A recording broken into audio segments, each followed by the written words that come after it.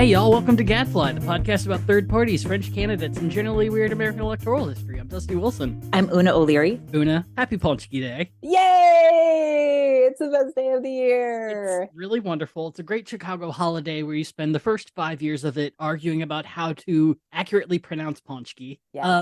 Una, do you have any favorite mispronunciations? Paczki, which is I think what I grew up with in Michigan. Yeah, Paczki's good. And then I actually started meeting some actual Polish people and learned that it's Paczki. Yeah. The A has a little tail on it. It's real weird, but it's you know what? It's their day. So those of you who don't know, Paczki is a jelly donut. Or a custard donut. Yeah. Or a custard donut. Yeah, there are some really good banana creams that I've had that are just exquisite. But they're usually frosted on top. They're very good. What makes them better is they're super religious. And they're also extra fatty. Like, it's not just a dry ass donut with some jelly in the middle. It is gloriously lard intensive. Yeah, lard intensive. You have, I think, an entire Smucker's bottle full of jam inside. Usually, yeah, they don't. Only it's homemade, so it's not like that Smucker's shit. I had a blueberry one that I don't think I'll ever have to eat another blueberry again. I ate all of them in one donut.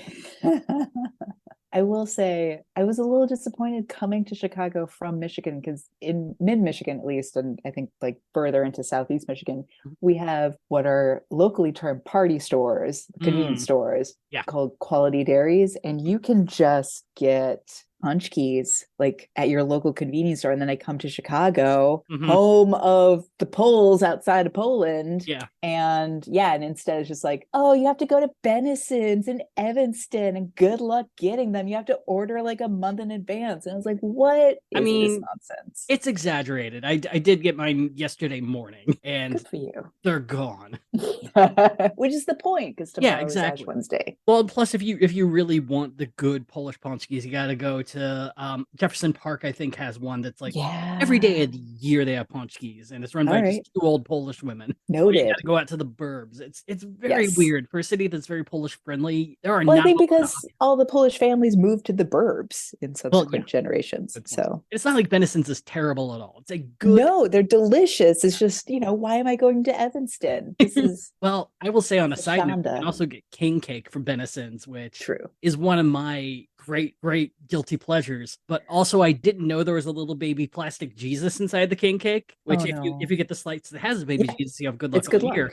But if you don't know it exists, you bite on it and nearly lose your teeth. Right. And it makes Jesus mad, I assume. It's probably not good for your eternal soul. It's not good for your intestines. Yeah, neither that either. But it's a great food week. And so, cheers to all who Tuesday, everyone. Yeah. Which brings us to what we're talking about today. So last week we talked about the Rage Against the War Machine, and I said, we'll probably talk about the Chicago mayor's race, but unless the rally is so interesting that I got to talk about it. And it turns out there's like 6 people online I could talk to about this thing, and no one else knows about it. And so it's been bubbling up inside me. And Una, we're going to talk about this fucking thing. Oh shit! Okay, here I was like all set to double down and talk about my boy Brandon Johnson. Oh yeah, I mean, Lisa Beasley's take on Lori Lightfoot and everything that wouldn't matter to any of our listeners outside of the city. If you want to spend 20 minutes talking about Bobby Rush suddenly changing his mind about, the use of cops in the city, then. Oh boy. Or how about how in a city that is so democratically owned, Paul Villaris is truly the Republican choice. Oh, Paul Villaris is the worst. He's the worst. Like, you might as well get Willie Wilson in here, just because at least then it's gonna be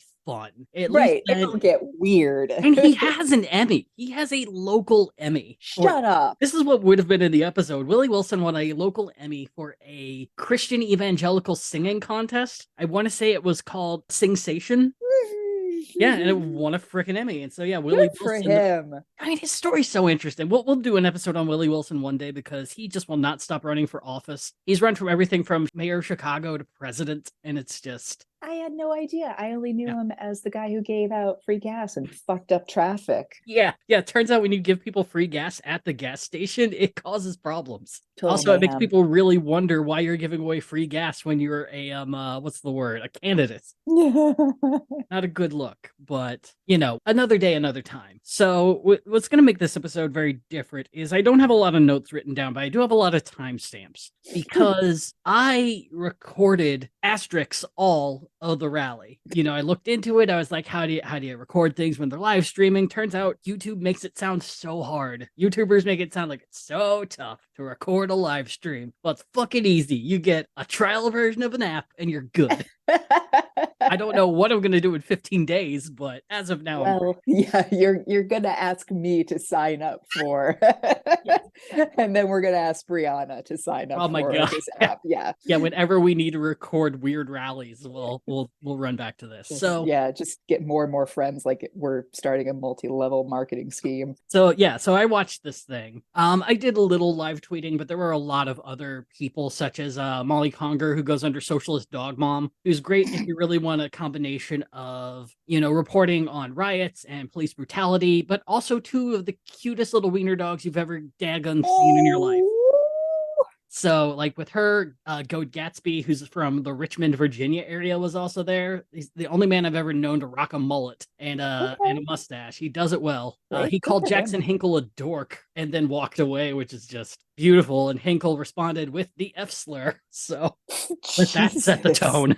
Wow, I'm so glad I didn't eat dinner because this is already giving me agita. Oh, Let's dive in. yeah. So I have pulled a number of sound clips for us to listen to. Okay. I have pulled 3 full speeches for us to listen to because there are Ooh. 3 people who I think really kind of exemplify everything that happened in a very unique way. But there's a number of people that we'll be talking about with how it went and all of that. But first, I think it's important to talk about how did things go at the beginning. And the theme for all of this is not well, not great. So part of the problem is I was trying to find a live stream to watch this on, and on the Rage Against the War Machine website, that suddenly appeared a button you could press to watch it live, which, I was super jazzed Great. about.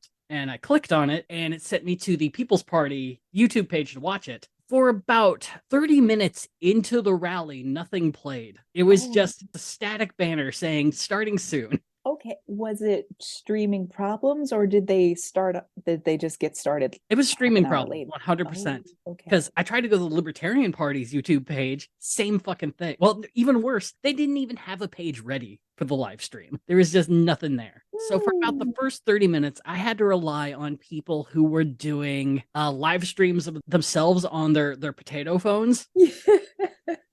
And so there So were you about downloaded TikTok. Oh my god. Yeah, there were about 6 people doing that, and 5 were not worth a fuck. They were awesome. The one I ended up settling on, Sabby Sabs is the name of her YouTube thing. She does a lot of progressive news. But she was the only one who just kind of sat there and let the video run without talking. The other 5 kept getting bored and walking off to talk to other people.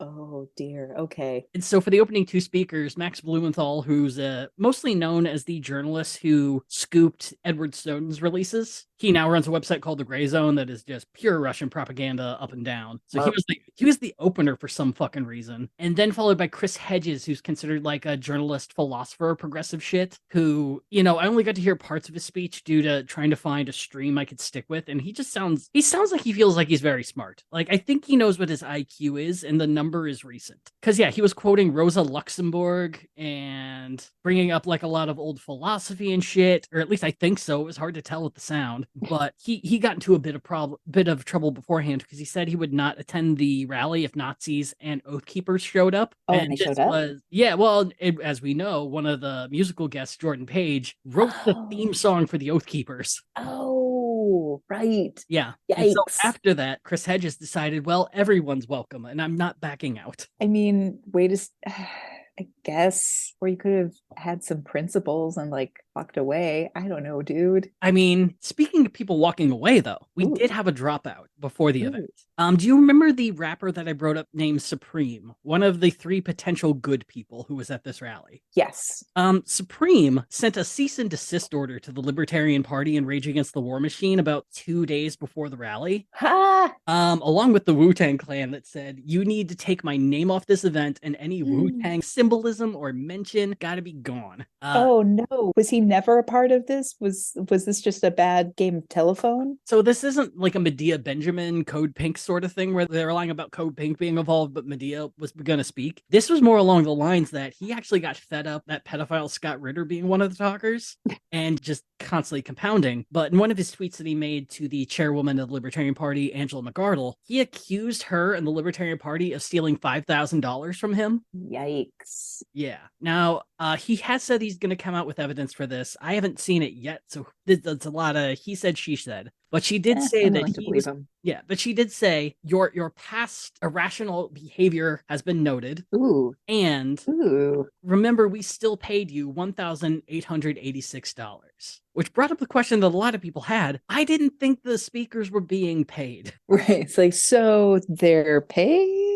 Yeah, because I mean, unless you're flying the dude first class, I don't know what this is about. And brings up your question from last week of like, where's the money going? Yeah. This is, 2 tables and a microphone setup. Yeah.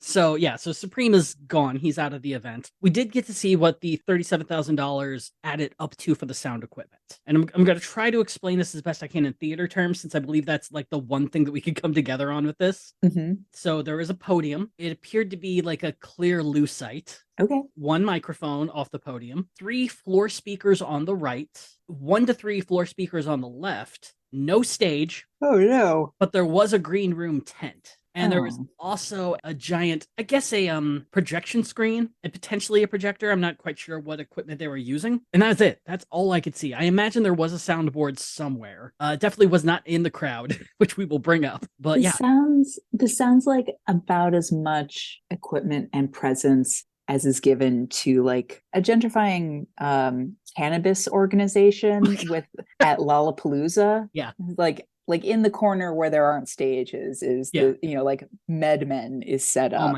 and has that. Yeah, and I was thinking about it, and there might have been things I didn't see there because I looked at the portfolio of the company that does this, Classic Sound and Stage, Classic with a K, and they do really good work. They've done the setup for the parade for the Washington Nationals. They've done many large events and music shows, so they clearly know what they're doing. This does not look like they hired on anyone to help them build anything. For $37,000, they could have bought everything, and it would have cost less money. And so I'm definitely still on the question of like, what is going on here? Well, maybe what it is $2,000 of rental gear and $35,000 of insurance. Ooh, yeah. Classic. Yeah. Oh, if there's like a deposit or some shit. That is a really, really good thing to point out. I will say you probably should mark deposit different on the on the thing, but yeah, that does make a lot of sense that there would be a hefty deposit for all that equipment. Right. Assuming the invoice that you saw is even real. Who's to say? Yeah, who knows? So yeah, that is probably the best explanation I've heard thus far. But I do have to bring up the crowd. Let me see if I can find you a picture of the crowd. I know Angela McArdle has one on her Twitter. Don't tell me you got rid of it. That's gonna make me so sad if they got rid of it. Oh man, they did. They got rid of it. That's a smart move. Okay, so have you ever been to the Washington Mall before? Yes. Okay, great. It's going to make it easier. So at the end of the reflecting pool, you have a bunch of stairs that can go off to a huge building. The top of the stairs is usually where these big rallies happen and where the speakers are. Mm-hmm. At the bottom of the stairs is where the crowd starts, and it usually wraps around the reflection pool. For those of you who have not seen this before, take a look at a scene from Forrest Gump. It'll be a good representation. There we go. And so typically, they'll typically wrap around the reflecting pool and go back pretty far. For this, the crowd did not reach the reflecting pool. Oh, no. There were people standing there, but there was a lot of space between those people and the people at the foot of the steps. Oh, no. It was bad. They started on time. Like probably one of the ballsiest move was just Nick Brania and Angela McArdle were emceeing the thing, and Nick comes roaring out with all this fucking energy, and it's like, dude, this is why you wait 15 minutes. It was not great. And so a lot of the people on the ground who were reporting estimated about between 300 to 500 people had shown up. a number of libertarians raised that number, saying it was between 1,000 to 3,000. Oh, dudes, don't tell me you don't want taxes that then put in this inflation. Come on. And then the Pick a best, lane. and this is just a guy on Twitter, so this is more so just me being a petty asshole. Said it was between 5 and 6,000, and he had video proof. So he showed the video of the people standing in the front and not really having to scoot in that much. And then suddenly there was drone footage of all these people standing on the National Mall right next to the Washington Memorial. And very quickly, people who lived in DC were like, "This is a jump in space time," because where everyone is standing at the foot of the reflecting pool is, I don't know, about a half mile to a mile away from the Washington Monument. It is a distance. And so people very quickly were like, "Oh, this drone footage you're showing, that's from January 6th, dog." Oh boy. Yeah. The guy has been trying to get the video removed from the internet without much luck. Yeah, no. So I'm going to be polite and say there were 1,000 people there. That's incredibly polite. I'm going with 300. I mean, in the words of Mark Cuban when asked if Donald Trump is a billionaire, sure. I think there were 200 people who were tourists walking around the city, and There they were a got lot counted. of confused tourists. There were so many people just like walking around what was going on, not having a clue. They just wanted to figure out which was like the Smithsonian Museum, the one with the shoes, the one with the Fonz's I jacket. just want some natural history, man. I don't need this. And I think my probably favorite thing was, you know how most stages there will be, I don't know, a raised podium or something blocking Yeah. the back of the area where the speakers are. For this, they had like those short waist high metallic stool things that cops use to block off streets. They look kind of Okay. like bike things you attach your bike to. Yeah, yeah. It's just a 3/4 rectangle of that. And so throughout the entire rally, people were walking behind the speakers, waving signs and Russian flags and various other ideologies and such what's on posters. It was, Oh, chaos. This yeah. is no good. So that's how it's starting. So we're off to a great start. Yeah, but then it gets a little worse because I do have to bring up the other people who showed up, because if you'll remember, one of the big arguments as to why Ukraine cannot be trusted is that it's run by Nazis. And we talked about that in the last episode. Feel free to dive into that, but perhaps it would ruin your rally just a little bit if some of the people who showed up are known Nazis. Who better to tell you that there are Nazis? Other Nazis. I mean, it might as well be a big one. A dude by the name of Michael Heimbach showed up. Now, Michael's what's known as a real piece of shit. I should have written this all down, but he's a very well-known white supremacist, neo-Nazi. Right now, he defines himself as a national Bolshevik. Ew. Yeah. But you might know his work best from being one of the organizers of the Unite the Right rally in 2017. This guy? Mm-hmm. Wow. Yeah, he's 31, which just really Oh, chafes my everything. I do not hate like. that. Yeah, prior to his arrest in 2018, he was running a neo-Nazi community in Paoli, Indiana, and by community I mean trailer park.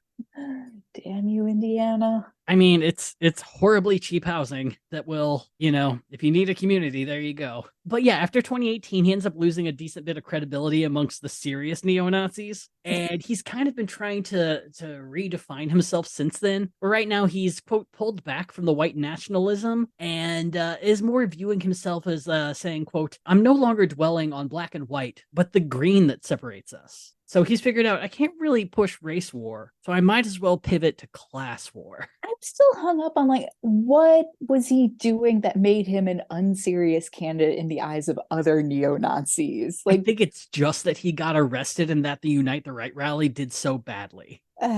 Yeah, okay. there was definitely a really awful fork in the road that day, and if the Unite the Right rally had gone off without a hitch, without murder, he might have been able to raise through the ranks and he'd be a modern day David Duke. But instead, it went bad, and now they're like, "You've made us look bad, Nazis! How dare!"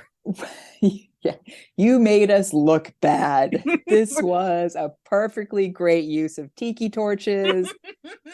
I took off work. Vests. I use PTO. Yeah. For my job that does not realize I am a neo-Nazi. Oh, and now does not employ me. Yeah. Yeah, so he was there, and he ended up getting interviewed by one of the many journalists who I follow who are there. Is either by Good Gatsby or Amanda Frank. Amanda Frank, you might know as the person who went undercover for a year at Trump rallies and acted like an alt-right person to be able to get scoops. Ooh, Yeah, her stuff is incredible. yeah. Ooh, that's scary. Yeah, but they were all there like in a group. But yeah, one of them walked up to Matt because they recognized him pretty quickly and asked him what he was doing. And he's kind of introduced a new organization that I believe it's been the Socialist Patriotic Party. Okay.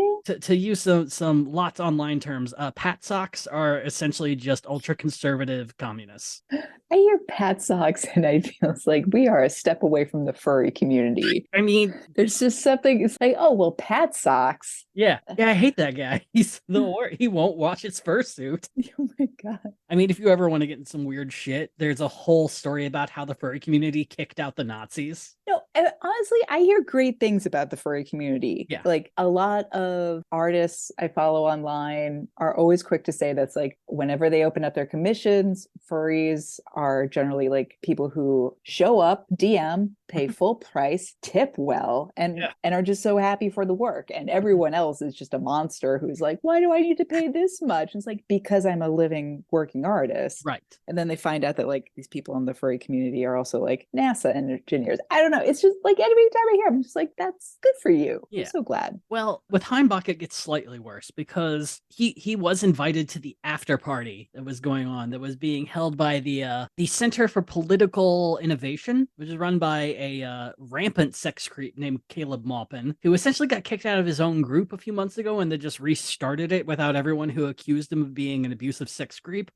So he invited Heimbach there and gave him a table in a booth to be able to talk about the Socialist Patriotic Party. Yeah, I want to know the restaurant, not to out them, just to be like, did you know who was putting down the deposit for the back room? I truly hope not. Look, I mean, based off restaurant managers I have known, they're not looking into that. If the check clears, fine. No, and as you're saying this, is like no, and frankly, like some restaurant managers I've known would probably be pretty sympathetic to some of these guys. It's the wait staff that is really having to put up with all this garbage. So that's just a sidebar. But finally, it gets slightly worse because they did have a guest of honor at this. We've talked about him before in a lot. Scott Ritter, twice convicted pedophile, was invited to give his speech, which he entitled The Best Speech I Never Gave, and gave that speech at the CPI event. So now what is he going to title it? I'm sure the same because the man just lives off of being the victim, despite all of it. Oh, and it's at this point I should probably let you know, Una, we both work for the CIA at this point. Oh, we do? Yeah. Dope. Yeah, the CIA and the FBI and maybe George Soros, depending on who you're talking to, because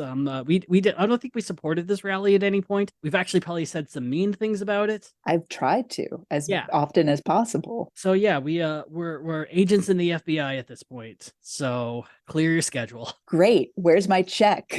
Oh, that's not showing up. We're doing this for free. No. Yeah, I will do a freelance work lot for the of things, FBI. but pro bono is not one of them.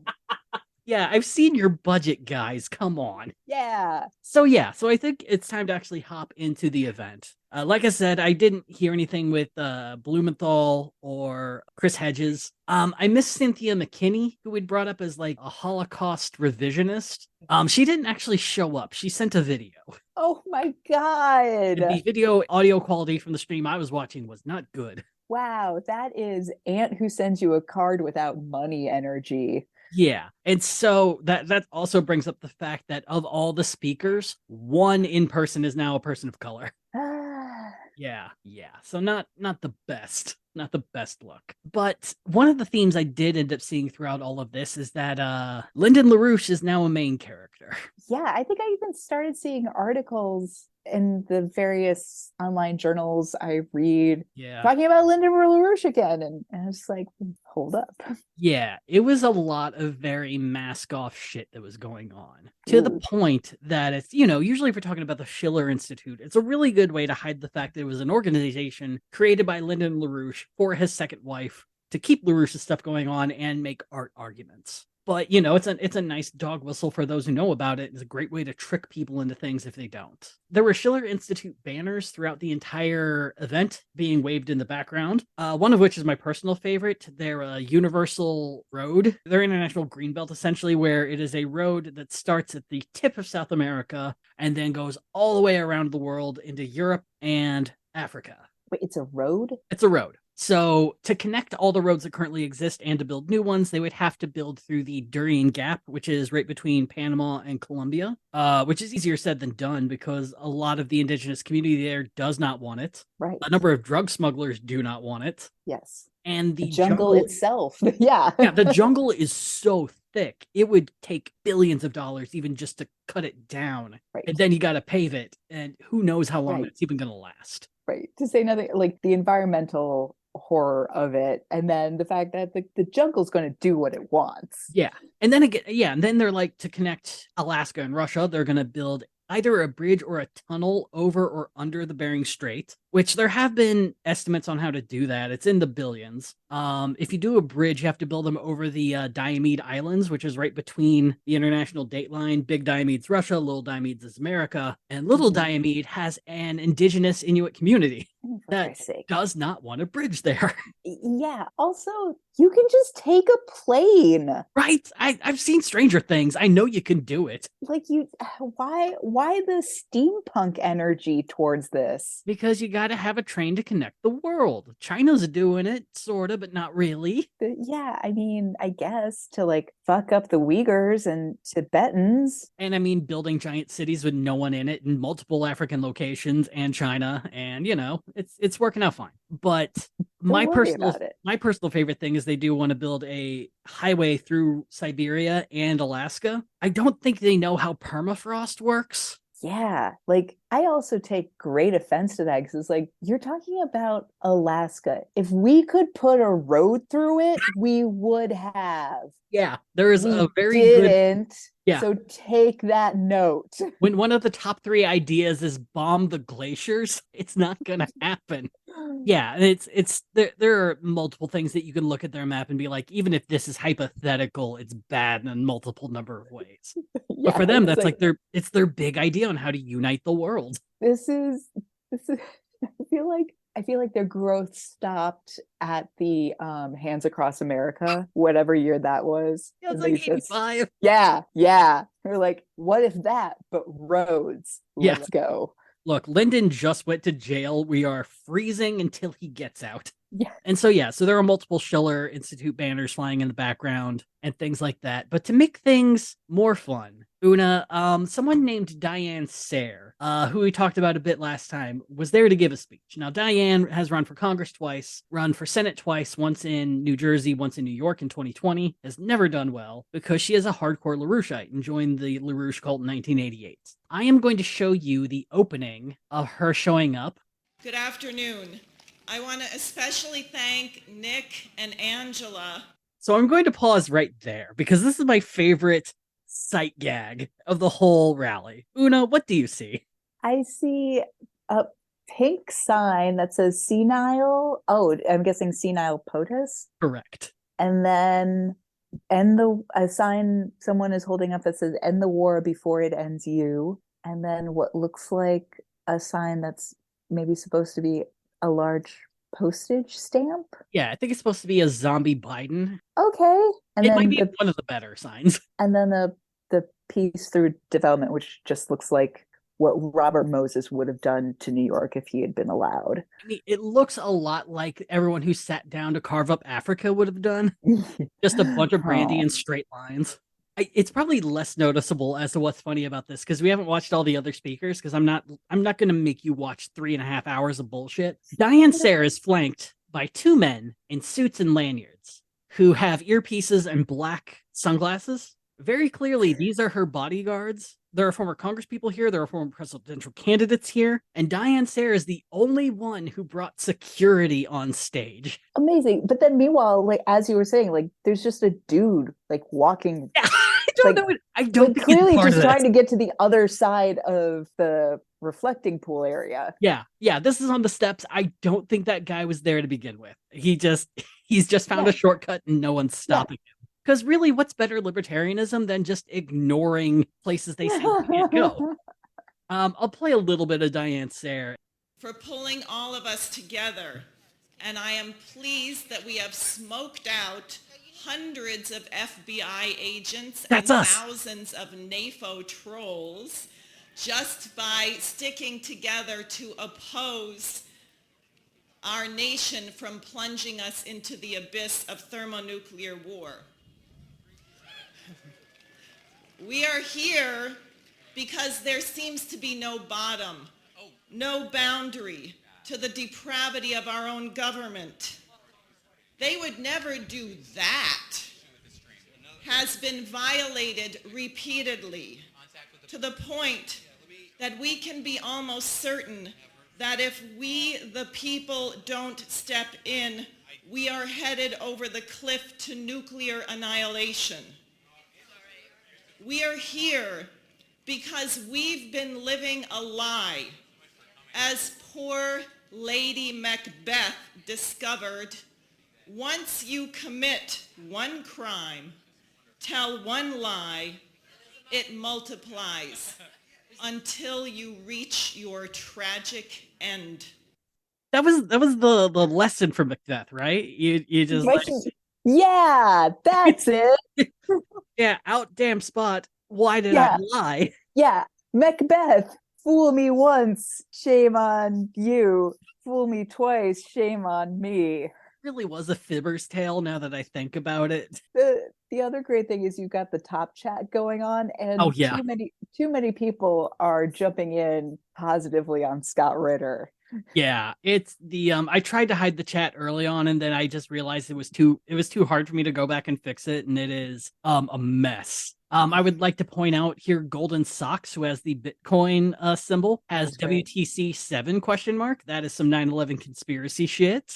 Great. Oh, Gal Guvela agrees with you, saying the sound is too low. That's actually a constant theme in this, and we'll get the funniest version of it later. Yeah, so Diane was not the greatest. Oh, so she brought all of her conspiracy theories for this, all the ones that we covered in the last one, including this idea that the way the media is saying this war started. And that is one day, Vladimir Putin wakes up, his alarm's going off, he snoozed a couple times because he's president, treat yourself. And he sits up, has his breakfast of vodka and eggs and probably something pickled, and thinks to himself, in blintzes, yes, and decides, you know what, I should invade Ukraine today. That's probably a good idea. And she says that is how media has been presenting this whole war, just out of nowhere. Good old Mr. Putin's going in and taking the Ukraine. I mean, if you ignore any article out there that gives like any historical context, like as someone who was eating that shit up of like, yeah, like Putin's origin story, his villain origin story of being a KGB worker in East Germany or in East Berlin when the wall fell, and like how that destroyed him, and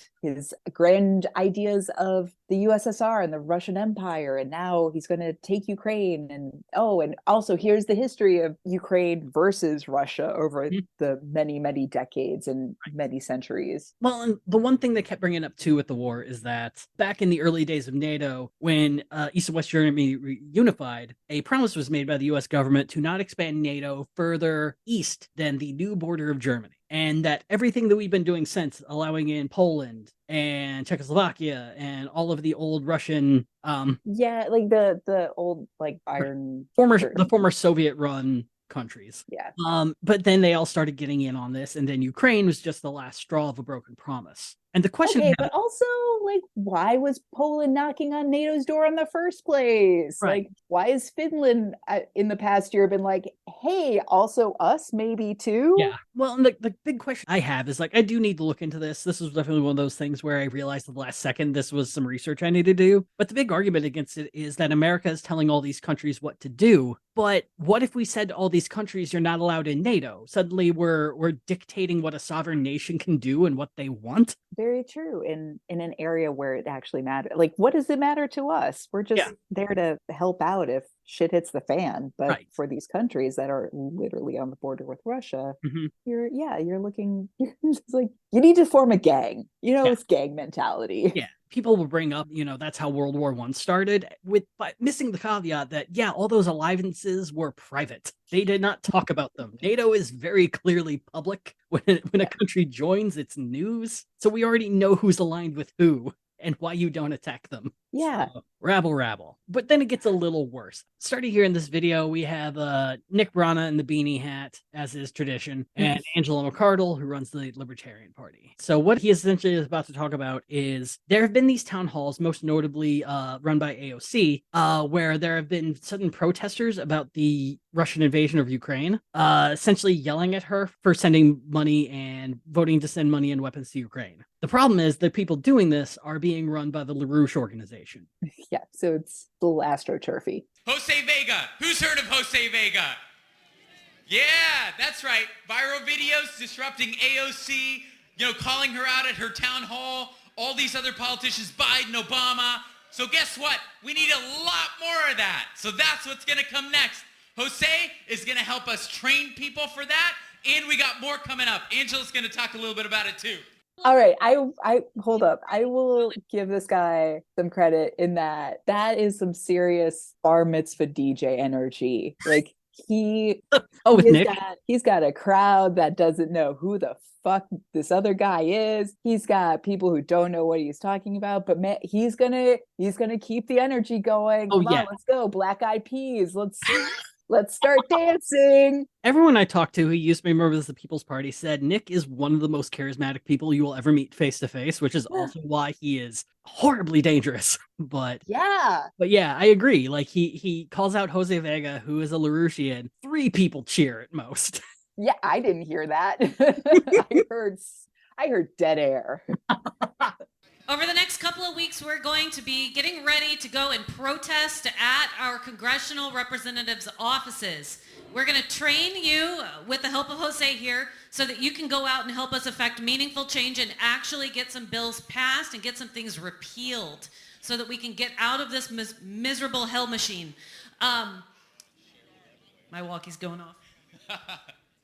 All right, so what we're going to be doing in a few weeks from now is we're all here in D.C. now, but we're all going to go back to our congressional districts after this. We're going to go back home, and what we're going to do is we're going to do sit-ins. We're going to have another day of action, but it's going to be back where all of you are.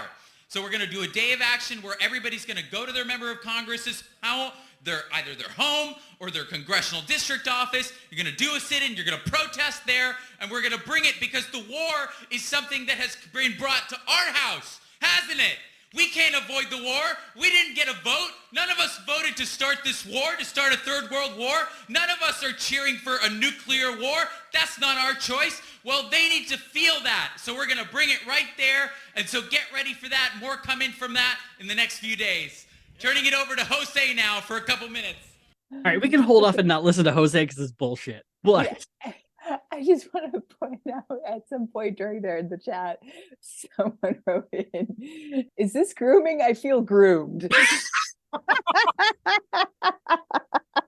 God damn it. Sometimes the internet just does it right. Yeah, but the big thing in this that really stuck out to me is that Jose Vega, one of 2 dudes in the LaRouche organization who is going out and just yelling at people until he gets kicked out, which is a long-standing tactic of the LaRouche organization, only really missing just punching people when cameras aren't around. And he's going to be training people who have gone to this rally, as well as libertarians and People's Party members, and I guess Green Party members, whichever ones are still involved, to do what LaRouchians do. It's not great. It's very, very not great. I don't know. Yeah, what do you think? Wait, who's the woman? Megan? Angela McArdle. Oh, and okay, totally off. Yeah, no, Angela's presence reminded me of women I knew at like U of M who were part of Pergam or Perg. I forget what it stands for, but there's one in every state. And I knew so many people who were, it was just like not Greenpeace, but sort of. Anyway, it's like that's just like the women who were in various like environmental progressive organizations on campus and then just like took the wrong path at certain Yeah. point. Yeah, I definitely get that. And I will say if her speaking does feel a bit off, I do want to add that she gave birth like 2 months ago and her baby. Oh my God. Yeah. Holy shit. Well, good for her. Yeah. Damn. There's actually a really good picture of her carrying around her child after like saying Ron Paul was here. This is great. And yeah, so mazel to that at least. Yeah. Probably gonna skip this just because I don't know how to show it. So the LaRouche stuff is pretty much there throughout. The Rage Against the War Machine has retweeted a number of Schiller Institute and LaRouche Institute stuff, and it's not a good sign that the LaRouche Institute is having this much of a sway, even with a rally that couldn't get 500 people to show up. I feel like what I'm looking at on screen with the charismatic guy, I'm not going to be good with names Nick in this Brana. episode. Nick Brana. I feel like that's something akin to that screen cap is, I'm just realizing it's like, oh, I think I've seen like this before, and it was going with the headlines of how LaRouche is back, baby. Yeah. I will say too is that since this rally has started, Nick's numbers on the Twitters have skyrocketed. He's gone from people barely noticing him to getting like a few hundred likes and things like that. And it's very much that Breaking Bad meme where Jesse's screaming he can't keep doing this. Like, this is going to be his third collection of names, and eventually he'll kick them out somehow unless he ends up just joining the LaRouche org and he doesn't have to worry about that. Not great. It's not good. So I'm not really sure how to add this in. So it's going to be like first intermission, I suppose. But there is a video montage they do eventually. That is when the People's Party finally gets their feet up. This is what we've been watching, where it's very clear and easy to watch. But there is a montage that is a bunch of news, live news segments talking about the war in Ukraine, followed up by homelessness in various cities, alluding that if we weren't at war with Ukraine, then we could afford to stop homelessness. Okay, well, I've already screamed about the bullshit of that in our previous episode. Yeah. So I hate to repeat myself, but again, the money we're sending to Ukraine is couch cushion money, and the bigger slice of pie is just the general military industrial complex that our tax dollars go to for like invisible F-16 fighter jets. But also, and please correct me if I'm wrong on this, a key tenet of libertarianism is you don't spend government money on anything. That's like a big thing. And like, Gary Johnson and the Pragmatic Caucus probably would argue that, yes, there's some things we should be spending government money on, just far less. You're still making an argument that the remaining Mises Caucus would not agree with. This is very, very accurate. But I feel like at this point it's just a smoke and mirrors, and then like they can get back to being like, oh, and homeless people should just help themselves. Okay, bye.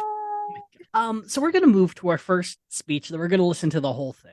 Okay. So this is a guy that we talked about beforehand, Gerald Celente. He's known as being on InfoWars multiple times, being a trends predictor, and often, often being wrong and revising his predictions to make himself seem smarter than he is. So here we are being introduced by Nick, Mr. Charisma Brana. Next is Gerald Celente. He is the publisher of the Trends Journal and the founder of Occupy Peace. Gerald Celente.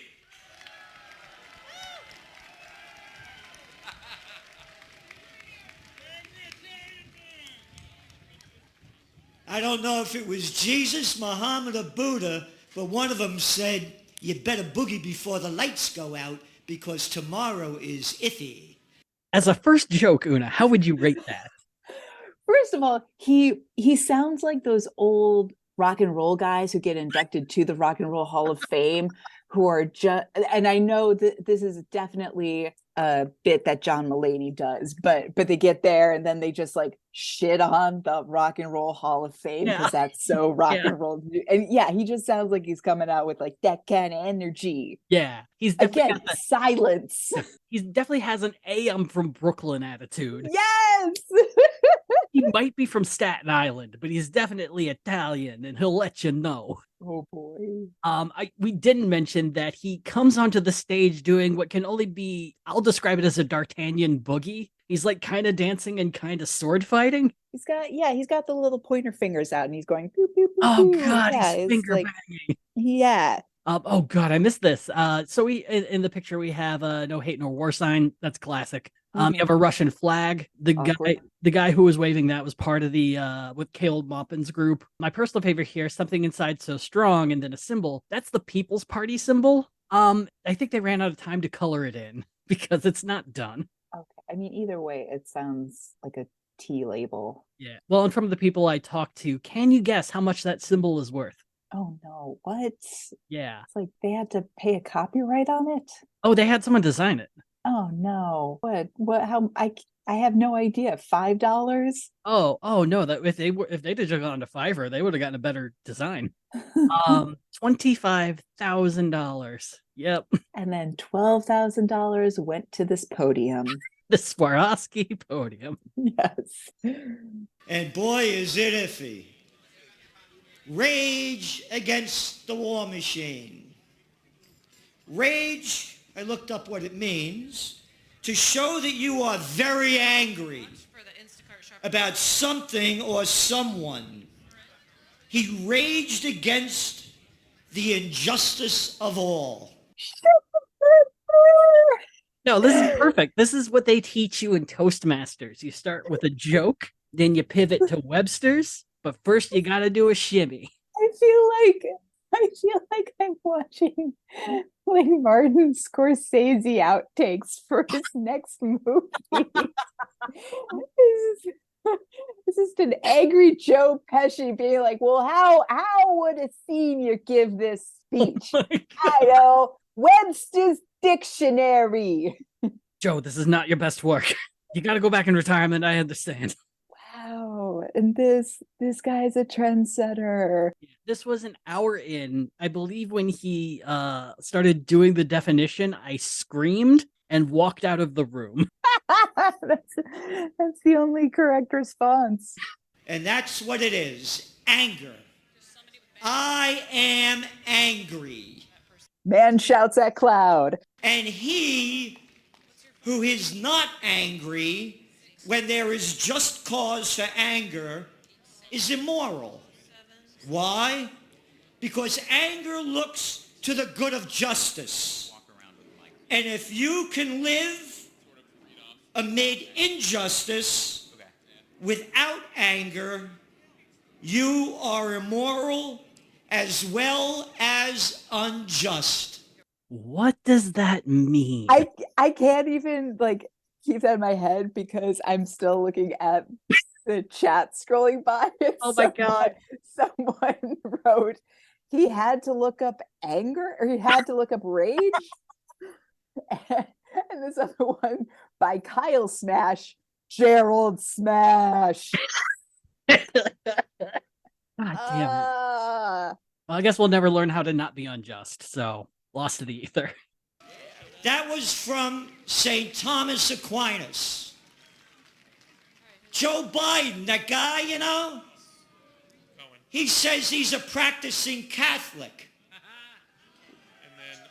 I don't know what Prince of Peace he looks up to, man. But hey, how about what St. Thomas Aquinas says? Now there's a guy that loved every war, and he's a few years older than me and was a draft dodger in Vietnam. All of these little tough guys with a pair of cojones smaller than a mothball. So initially, the way he was saying that, he made it sound like St. Thomas Aquinas was really into war. Yeah, because he said St. Thomas Aquinas, and then he pivoted hard to someone or something else, and and I can't tell if like are draft dodgers good? Are they? You're saying cojones, but then they're small. Yeah, I'm pretty sure he's talking about Joe Biden. Yeah, and and it's like it doesn't even matter because I'm so mesmerized because I'm realizing like it's been a minute since I've just seen like uncut boomerism. Like I just feel it's like pure grade like 60s mentality, and lately it's just been really diluted with a lot of like Gen X and millennial, I don't know, je ne sais quoi, like stage presence, and this is bringing me back. Yeah, he definitely has angry grandpa energy that makes you want to look at your phone So and wonder much. what time three's showing up. What is the amount of time I need to spend with you for it to be fine that you're dying, but I was there long enough? What's the amount of time that's rude? If I put on a Rolling Stones album, will you stop talking and we can just enjoy each other's company? So In silence. I'm randomly looking at like, hey, was Joe Biden a draft dodger? Which in my head means you go to Canada and you do everything not to get drafted. Well, yeah, like those were the extreme ones, but then Yeah. also I think you had also like there were things you could do to like avoid being sent to serve. And I think they like also that also gets included in like the draft dodger umbrella. Yeah. And that's kind of from what I've read what happened to Biden is that he had 5 student draft deferments. The first came when he was an undergrad at the University of Delaware, and then a number would come later when he was studying law at Syracuse. His final one, though, is he was medically decided to not be able to fight in war due to asthma. Hmm. Yeah. I'll take asthma over bone spurs. Like, Yeah. let's be real. Yeah, and like bone spurs suck, but I mean you gotta prove that shit. But like it was during I think flat-footedness a World War II thing, or was that Vietnam as well? I think that was a World War II thing. I remember my mom telling me that one of the things guys would do when they went in for their physicals, they would eat fistfuls of that candy Red Hots. Yeah. And to get their heart rate really high. So people thought it's like, oh, well, you have heart palpitations. You're F4. You're no good. Yeah, so good old Grandpa Jerry's talking about how St. Thomas Aquinas in The Guy Who Loves War, but Joe Biden, he dodged the draft and he's got little balls and he's a short guy and he loves doing war now. Fine, Gerald, where the fuck were you from 65 to 72? Where were you in 2003, you fuck? That love to send people to go die. How about Bill Clinton? Every time he got caught with his pants down, it's bombs away over Baghdad. How about the Nobel Peace of Crap Prize winner, Barack Obama? I want that guy Assad out of there. No, you have to say it properly, Salenti. You said it like you're an Italian. Assad has to go. Gaddafi has to go. We have to murder all of these people all over the world. And I'm going to bring the troop surge in and I'll win a Nobel Peace Prize. But you have to do it properly. You have to keep saying folks, folks, folks. And that's all he did was focus. Hey, yo. This man is such like of his generation and it's giving me hives. Also, yo, like, are you not going to mention the guy who brought us into an actual war? You're just going to skip over Bush and Cheney? Right? It's really okay. You know, the energy this guy has, we're just naming a lot of energies, but one in particular is Second City told me I couldn't take intro to improv anymore. Yes. Apparently, if you take it more than 5 times, I was just too real for these kids these days. I should know what I'm doing. I took the class 5 times. You should let me take it again. Yeah, a lot of good jokes there. The Nobel Peace of Crap Prize, that's original work. Yeah, Obama has a British accent. Yeah, all he's done is folk us. That's oh my god. I mean, that's wordplay that it sounds a lot like focus, but you know what it means. You get it. This Yeah. hurts so much. I am angry at the mainstream media prostitutes. I forgot about that. Again with the top chats. Angela O'Mara, who invaded Iraq? Question mark. Oh my god. Yes. It's god damn it. I wish someone would have looked this speech over at least once, but I don't think this guy lets I don't think he looked over it once the way he's shuffling through those cards. yeah. These little media whores that get paid to put out by their corporate pimps and their government whoremasters. Yeah, I'm sorry. This is Martin Scorsese's next movie. It's just gonna be the life and times of Gerald What's His Face. Oh my god. Look, it's a tragedy the whole way through. Yeah, it's 3 hours and you know how it ends. I mean, based off his look, if there was an Italian Bob Odenkirk, the job would be his. Oh my God. Just make it Bob Odenkirk. Age him up a little bit. Age De Niro down. They've got the technology. Yeah, basic. All they do is keep selling war, hate, fear, and hysteria. They ban us who speak for peace, love, facts, and freedom. The big story making the news. Vice President Kamala Harris announced that the United States formally determined that Russia committed crimes against humanity. Hey, Harris, did you like the Iraq War? How many people did Miss Stein say America's killed? How about those crimes against humanity?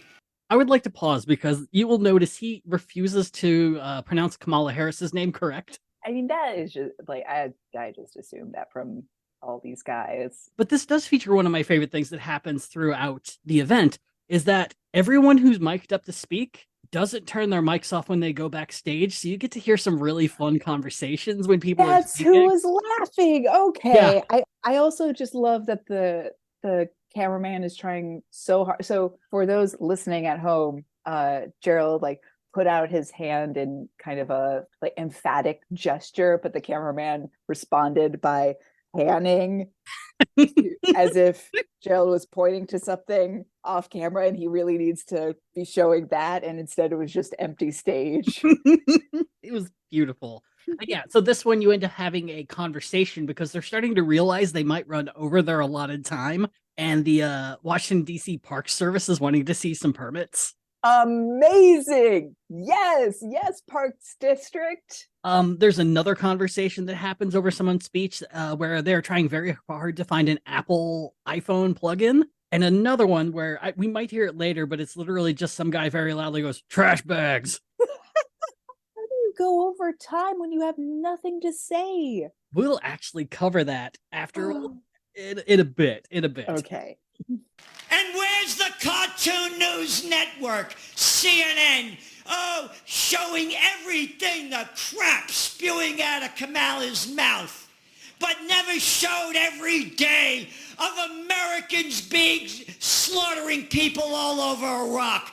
They never show the Americans' 20-year war in Afghanistan, slaughtering people every day. But every day they have the Ukraine war. Every day they're media pimps. I am angry.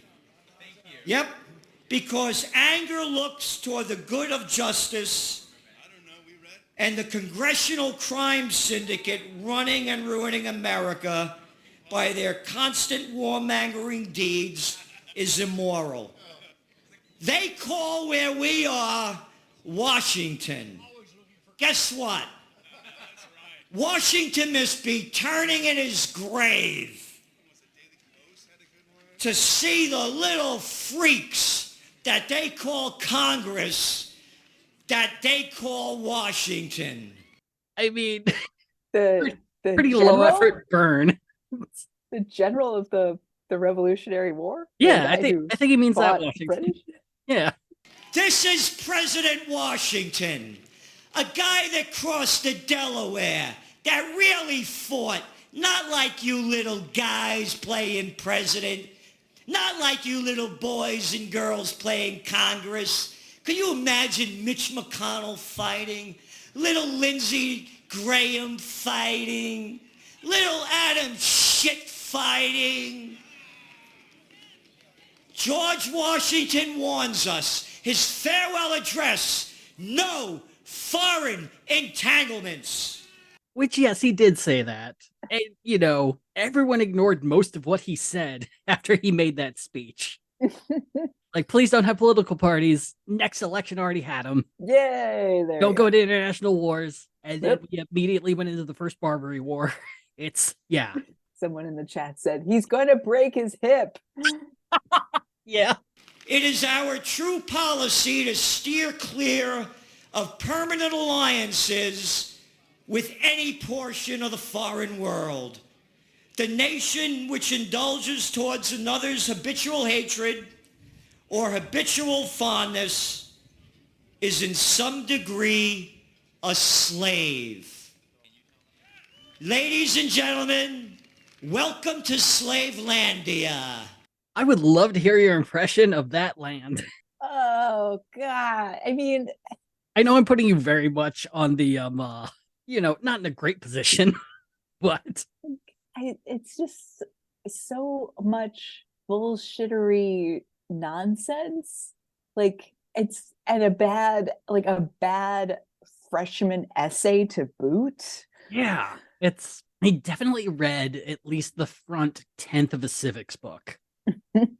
And yeah, his wordplay is just, it makes every other thing he tries to do that much worse. He's not the first person to call Adam Schiff Adam shit. And he really tried to land that as hard as he could. But when you get to Slavelandia, something that's not really even wordplay, but it's like I feel like he's trying to enter into like, here's the smart section of my bit. You're a real thinker, and we're going to start with something Jonathan Swift-like. Yeah. It's like by that point, though, it's just like, I'm waiting for you to make a really terrible joke based on the name of this fictional land you've created. I'm waiting for you to just start dropping some like actual like racist imagery. Yeah. Like unvarnished. You've been kicked out of at least 3 retirement homes so far. We're running out of options.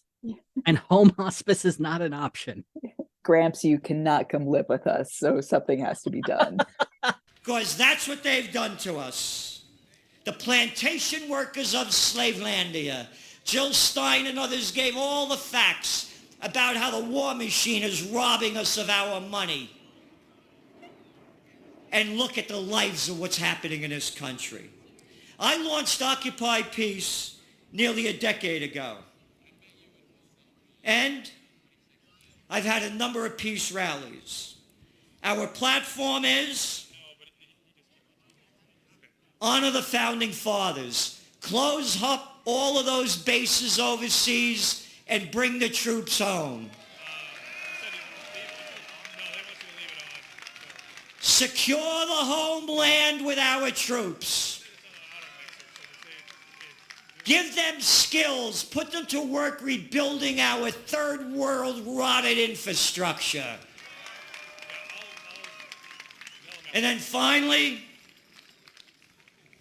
you want to go to war?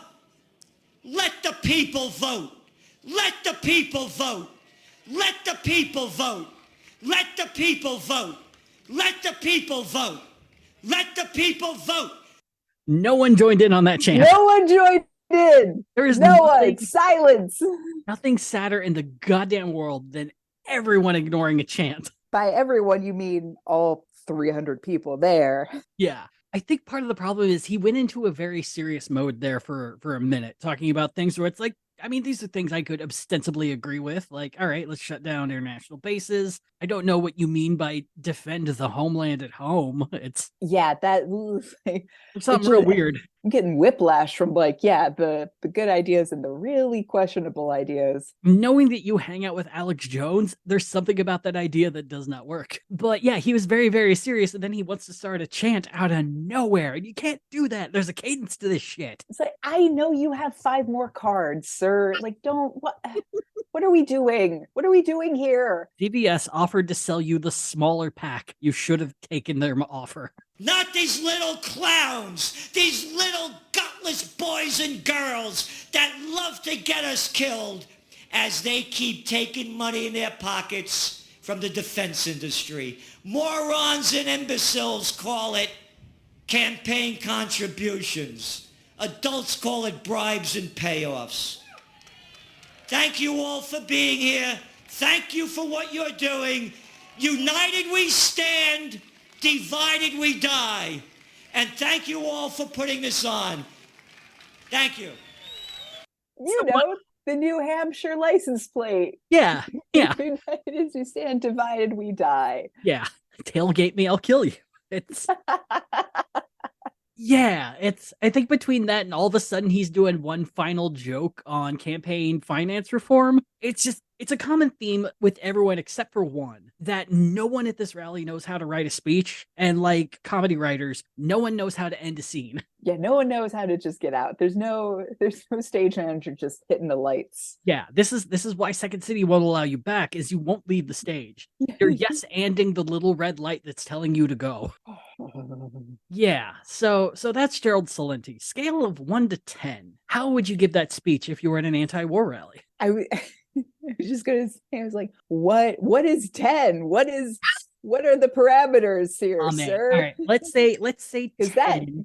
that jacket cardigan is a full 10. I would say 10 would be like, I don't know if there are any anti-war speeches in Shakespeare, or like, I can't think of any big ones right now. But yeah, like 10 is, someone has moved you to your soul that you will run to the nearest military base and willingly get arrested. 1 is you started a war while they were talking. Oh, I would put this at a 3. I just want to, it's like, you know what? Draft me. Get me the fuck. If it means I can leave this, yeah, I will go. Well, and he's so close on one of his points, like, if you want a war, vote for it. It's so close, that thing of just having people who are in selective service age vote for wars, and then having the people who voted yes go to fight them. But that's like an old comedy bit. But he comes really, really close to one where it's like, yeah, I guess that's an idea. It's probably better than what we have now. But yeah, I think a 3 is very fair, because he at least introduced some ideas that I can slightly agree with. But yeah, he's just a garbage man. Yeah, so that's Gerald Celente. So we're gonna skip ahead past Dan Cohen, who really wants war with Haiti so bad. I'm gonna show you a scene that broke my heart. So this person right here is a singer with a ukulele. Yes, with a ukulele and a red jacket. That is Nellie McKay. Now, Nellie McKay used to be one of my favorite folk artists, and I did not know. Oh, Dusty. Yes, this is how people who like MIA felt. Oh, yeah, that was me. Yeah. So I'm very sad about it. Nellie's here to introduce the next person we're talking about, Jimmy Dore. And she is doing a cover of the "I'm Fixin' to Die" rag by Country Joe and the Fish. That's a really excellent anti-war song, where it's like, 1, 2, 3, what we fighting for? Don't ask me, I don't give a damn. Next stop is Vietnam. And it's just like a jaunty little tune. She's singing an updated version with that includes a slur about Arab people. No. Yeah. Nelly. Yeah. I'm depressed beyond words to watch this, because the original Country Joe and the Fish song is as good as it is. It's already good. And if you want to do an updated version that at least is bringing up the Iraq War, there are members of Chumbawamba who do a cover of it that includes some things about the Iraq War without slurring anyone. Wow. So the whole rhyming book, but you went with that. Yep, it's fucked up. But so Jimmy Dore is up next. Jimmy Dore is he was headlining the event, but he ends up speaking about midway through. He's right before the halftime show, as I'm going to dub it. So have you ever seen An Evening with Tim Heidecker? I'm familiar with Tim Heidecker. I have not. Okay. So An Evening with Tim Heidecker it's one of the more genius comedy specials I've ever seen. Is he goes out and does an hour-long set called An Evening with Tim Heidecker that's clearly filmed in the afternoon, where he performs as a hacky boomer road comic, and his life falls apart while he's on stage. Okay, amazing. So the thing is, after watching Jimmy Dore's speech, I think this was 100% the inspiration for Tim Heidecker's act. Amazing. I can't think of anyone else, because Jimmy Dore does everything that is in the Tim Heidecker set, including how we're going to start. It's great to be here. It's really encouraging to see so many people come out like this. It really warms my heart, and it reminds me of my best friend, Barry Crimmins. He was a hilarious and courageous comedian, a staunch critic of the U.S. government, and I know if he was alive, he'd be here today. Look, there's a balloon. Did this go out? Did this go out? What happened? It's not loud enough. How about this? Is this better? The mic has gone out, and Jimmy's been handed by Nick Brana his MC mic. Can I put this in here? Oh, it won't fit on my speech. Hold on. All right, so I'll hold this. The wind is blowing away Jimmy's speech as he is trying to fit Nick's MC mic into the stand. So I've been thinking of my friend Barry Crimmins. He was a hilarious and courageous comedian. And so instead now he's holding it. So I would like to remind you that Jimmy Dore is a stand-up comedian. Yeah, he should be able to do that, right? That's Right. That's his bread and butter. The first 2 minutes of Tim Heidecker's stand-up comedy special is him not being able to put a mic onto a mic stand and then yelling at the tech crew. Oh no.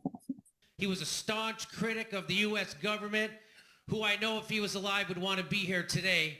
And people would always ask him, hey, if you don't like America, why don't you move to another country? And he would say, because then I'd become a victim of our foreign policy. Silence. It's not, people can't hear in bed. Why is this, it's too low. It was just really loud, and then it got really low. Can we make it louder? No? Can we make this louder? Where's the guy? Is it over here? Can you make it louder? Can you make it louder? No, you can't make it louder. Oh, there you go. There you go. Holy shit, that wasn't hard, huh? What the fuck? What a dick! Man of the people. Holy shit!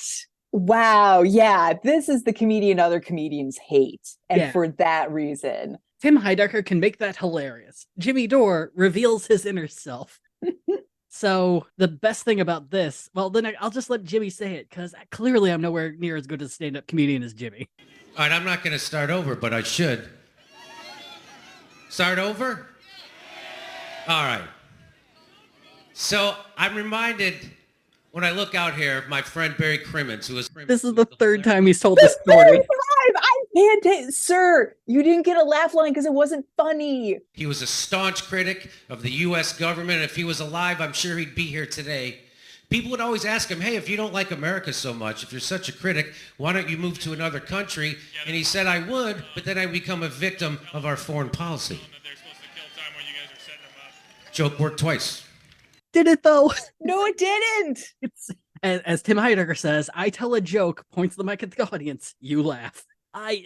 He's telling someone else's joke poorly. Like, and that's also a joke I feel like is setting up for a bigger joke. Is it a joke? Like, it's not a laugh line, and it's also like it's certainly not being told in a joke setting. You know, like this is a anti-war rally in theory. Is it? Like, yeah. Right. No, exactly. So it's like that. So it's one of those things where it's like you hear that and you've got all these people. Well, you've got 25 people around you being like, "Yeah, American foreign policy is bullshit." It's like, you're not going to get the right reaction. Mm-hmm. Yeah, I mean, I've seen him try jokes like this at the Just for Laughs festival. It turned out about as well, but yeah. He used to say there's a reason why there's no viable third party in America. It's because corporations don't want to cut a third check. I do want to note, too, this portion of the speech caused Vermin Supreme to get a little pissed off online because Vermin was really good friends with the comic that Jimmy's mentioning, Barry Cribbins, and stated in a tweet, Barry Cribbins wouldn't have come anywhere close to this rally, you hack. Go off, Vernon. Yeah. Couldn't. Yeah. And that's a shame because the two parties in America that we have just ain't cutting it. They both support sending over $100 billion to Ukraine. We could have spent that money saving lives with universal health care, but instead we spend that money taking lives overseas, which is our specialty. We send them what we call foreign aid. Foreign aid, that's money to another country. We drop care packages on their heads from the sky, but it's not full of food. And the only money we have left over, we're going to spend shooting down hobby balloons. Can you imagine if the Independence Day was just about balloons? I mean, the movie. Yeah, no. Right? The aliens are invading, and man, they are taking their time. Una, you look pained. I am pained. Mostly because I'm just like, he has not read his own speech before. It's just like, again with the like, sir, your taxes say you're a stand-up comedian. Mm-hmm. So how, like, wouldn't you have this memorized? Apparently, due to one of the reporters who were there, someone heckled him by yelling, I could see why you don't do stand-up anymore. Bird, yes, heckle. So also oh, cracking me up is just like, again, people walking behind this day, like he was clearly like slightly curious, but also just moving on with their day, like getting from point A to point B. like, guys, could I interest you in Duvetine? Could I get you a curtain? Would you be interested in a backstage potentially? No? All right, $37,000. So where do you think this joke's going? You know, it's Independence Day, but it's a weather balloon. Probably somewhere racist. I don't know. As far as I know, China? he doesn't do any accent work, so you can be calm about that. I will. Thank you. You're welcome. At least Macy's figured out how to make a balloon look like somebody. They could attack us with Superman or something. Would Mickey Mouse's adorable ears eavesdropping on our cell phone conversations be so much worse than the NSA? I don't think so. Do you know we could end this war today through diplomacy, but our politicians want to enrich weapons manufacturers so they keep donating to them to the tune of $100 billion.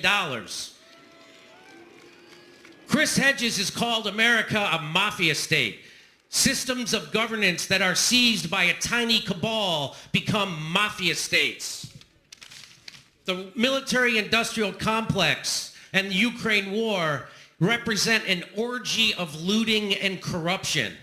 America is the most powerful mafia that has ever existed. And the hitmen in that mafia have military pilot licenses. The difference between our government these days and the mafia in the 1940s, well, the mafia in the 1940s helped defeat the Nazis. They used longshoremen and union leaders. It's a sad day when you can't even trust the mafia anymore. Okay. I figured he reads this speech and his jokes like your boyfriend who just got into stand-up comedy Oh my and God. really feels like he has something and has to tell you every bit that he's got. First, I'm sorry, but also, yeah. I mean, there's a lot of comedians that I kind of hear when I hear Jimmy talking. Most of them were people who appeared on Howard Stern at least once or twice and wrote joke books in the 90s. Sure. Yes. There's a moment, I don't know if you'll hear it too, where it sounds like he's trying to imitate Patton Oswalt. How dare he? Yeah, it's more cadence than joke, but Yeah. Do you know what America really needs? We need to take the money out of Ukraine and give it to everybody here so we can buy a balloon and a gun.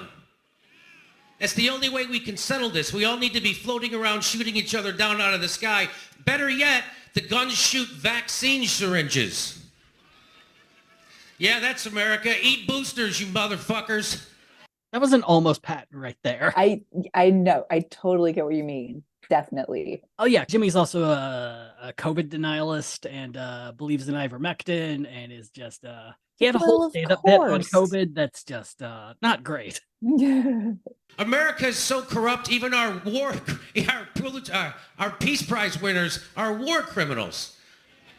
Barack Obama won a Peace Prize and he immediately ramped up the war in Afghanistan, starting bombing Libya, put a hit on Osama bin Laden, dropped 26,000 bombs in Syria. And that's the thing about those Peace Prizes.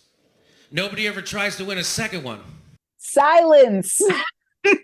I meant to look this up. Continued silence.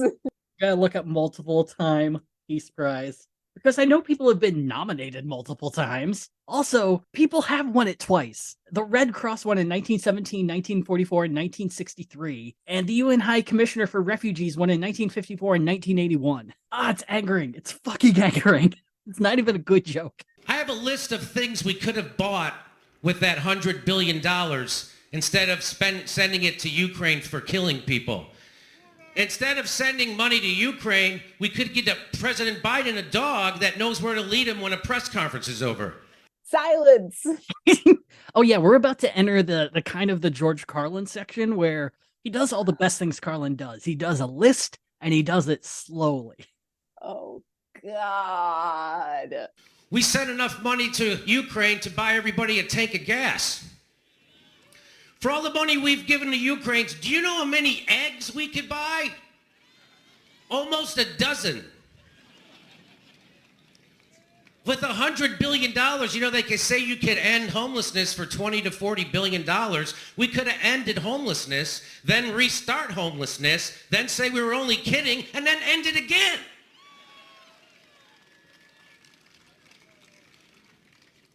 We can't end homelessness in America. We can't even fix the bridges that the homeless people live under. That's how corrupt we are. Every American for $100 billion could have had a home. But it's way more important that we make sure nobody in Ukraine has a home, because now it's going to be turned into a crater. We could give every homeless person in America $160,000. Or if you want to help Americans but still show our support for Ukraine, we could buy every homeless person in the United States 7,000 Ukraine flag fleece blankets.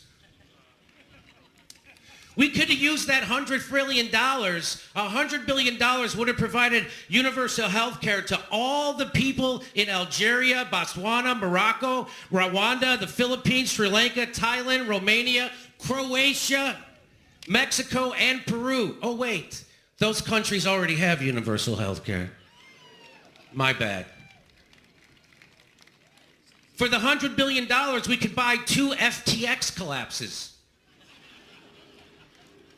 For $100 billion, we could buy every person on earth a blue check mark on Twitter, because shouldn't we all have an equal opportunity to be insufferable assholes?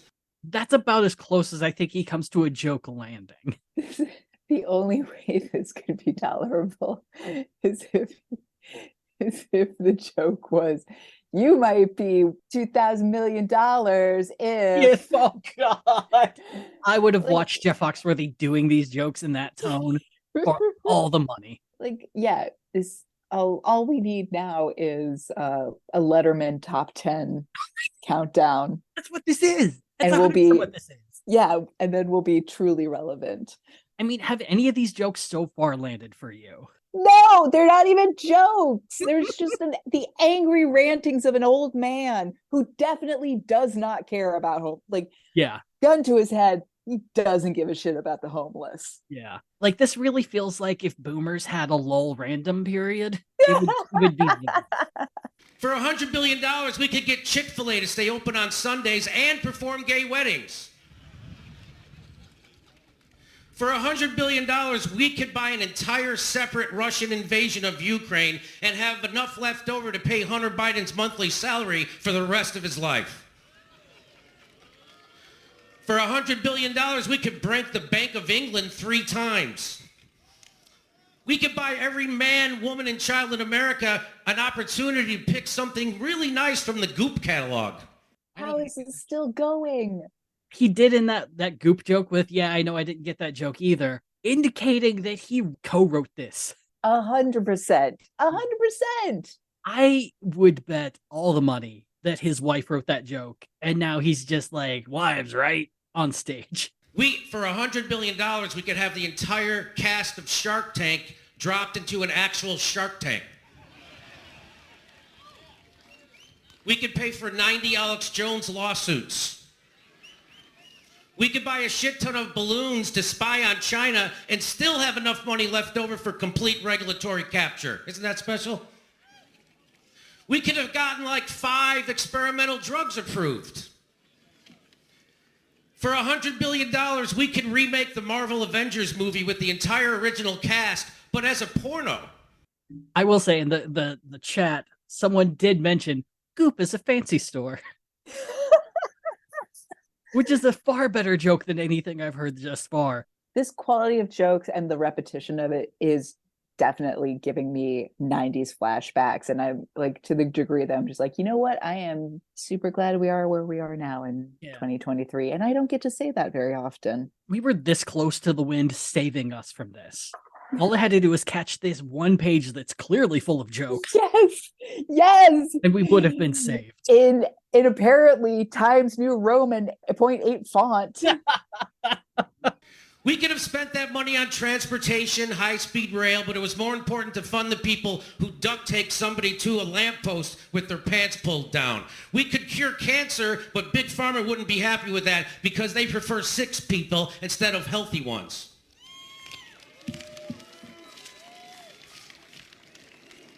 With the money we sent to Ukraine, we can hire an entirely separate new police force to protect us from the current police force. Just to go back to that Big Pharma joke, I remember that one really pissing me off, and it's for 2 reasons. 1, he's stealing a Chris Rock bit. And 2, Big Pharma doesn't give a fuck because the cure is going to cost more and will last longer. Like Big Pharma is already on that patent. Yeah. Something I learned from the joys of multiple sclerosis, there's 25 different medications you can take, and there's like 5 that are worth a damn because the rest are old. They work, just not as well. Oof. So you can make a thing that will help you, but you're always going to be beaten out by someone who's pushing the envelope. So it's like the idea that the treatment will make you more money than the cure is fucking nonsense. Also, there are multiple cures for cancer right now for certain kinds. Just some are harder to fix. I like the idea of sometime in the future, like there being a cure for all, like we've eradicated cancer, but we're still stuck in this mindset of like, oh, like what are you gonna do? Cure cancer? It's like, oh, we're there already. Yep. Update your material. They're saying they can't cure Ebola. We could have funded everyone having free college instead of buying a Mount Kilimanjaro's worth of blow for Zelensky. Why are we sending that money to Nazis in Ukraine when we could be funding Nazis here in America struggling to buy eggs? So I want to stop on that joke because that's the one that went viral. Amazing. Good. Because I'm like personally angry and riled up at his like Mount Kilimanjaro mountain of coke for Zelensky. Like, fuck you, dude. And also specificity. Are you fucking kidding me? I mean, they rhyme, you know. Mount Kilimanjaro of blow. It's 90s comedy. You got to have it rhyme. If you don't have alliteration, you got to rhyme. You're not Biggie. You're not a rapper. You're not doing like inline rhymes. Stop it. Yeah, if you're going to pivot, do magic. Yeah. But yeah. Make yourself disappear, firstly. But yeah, his whole joke about how, you know, instead of, you know, funding Nazis in Ukraine, we should be funding Nazis here so they can buy eggs. Which I'm sure the one mega Nazi in the crowd, Matthew Heinbach, found that very hilarious. Isn't that just like our government to neglect all the Nazis we have here in America? This is really a fight over nuclear war. Just across the road, there's a statue of Albert Einstein, and man, he looks depressed. He once said, if I could do it all over again, I'd be a plumber.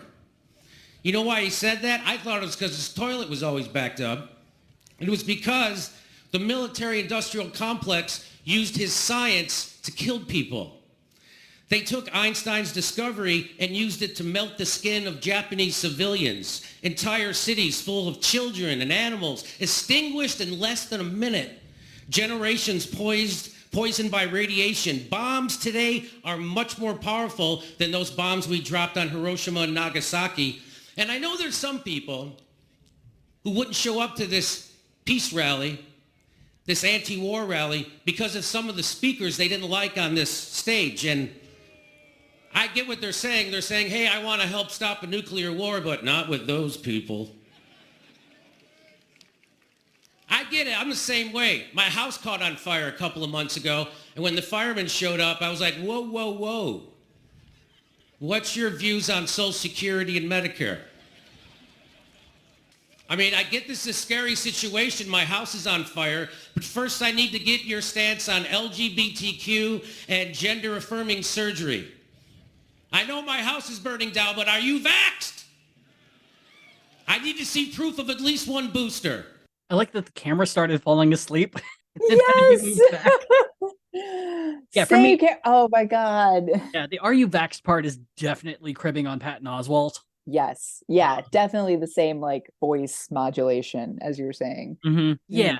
And it's, I love that argument of people not wanting to be there because you know how it is. You want to stop nuclear war, but I feel like their whole thing is like, we want to stop nuclear war so we can kill you later. And that's, you know, because if nuclear war kills you, then we can't kill you. I mean, like, putting aside just the very obvious like idiocy of this straw man's argument. Yeah.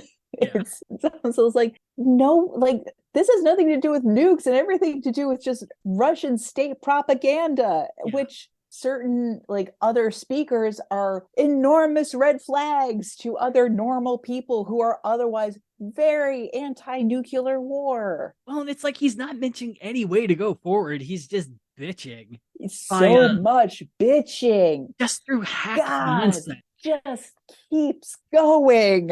Yeah. I need to know what your position is on gender-affirming surgery. What age should it start and what's your cutoff? And they're standing there looking at me like I'm fucking crazy. I guess you don't get to put out my fire then, and my house is going to burn down. I hope you're happy. So when people give me a litmus test and they ask me what kind of lefty am I always say I'm a Sandy Koufax lefty. Who's Sandy Koufax? Oh, he was a pitcher for the Brooklyn Dodgers back in the day. Boo! Known as one of the best Jewish athletes ever. And I'm assuming he was a left-handed pitch. Yeah. Boo.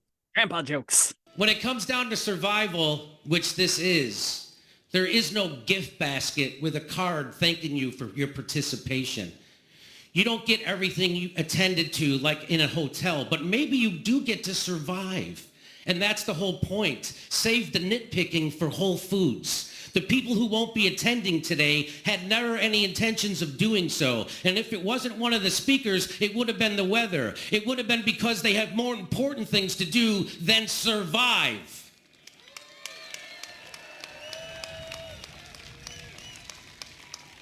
They'll be home watching CNN not cover this all day. The people who don't want to attend this rally because they don't like a speaker reminds me of what W.C. Fields said, that he won't drink water because fish fuck in it. You have to work with people you disagree with big time, even sometimes people you hate, because we need each other to survive. He really thinks he's like a modern day philosopher, huh? Oh, yeah. He really feels like he is just like laying it down good. Yeah. I always got the feeling that he's pissed off that people don't think he's like the modern day Bill Hicks, or like he looks at Mark Maron with just pure hatred. 100%. Yeah. And it's like, I love that what he is offering people is basic survival. I am offering you the pole on the ground.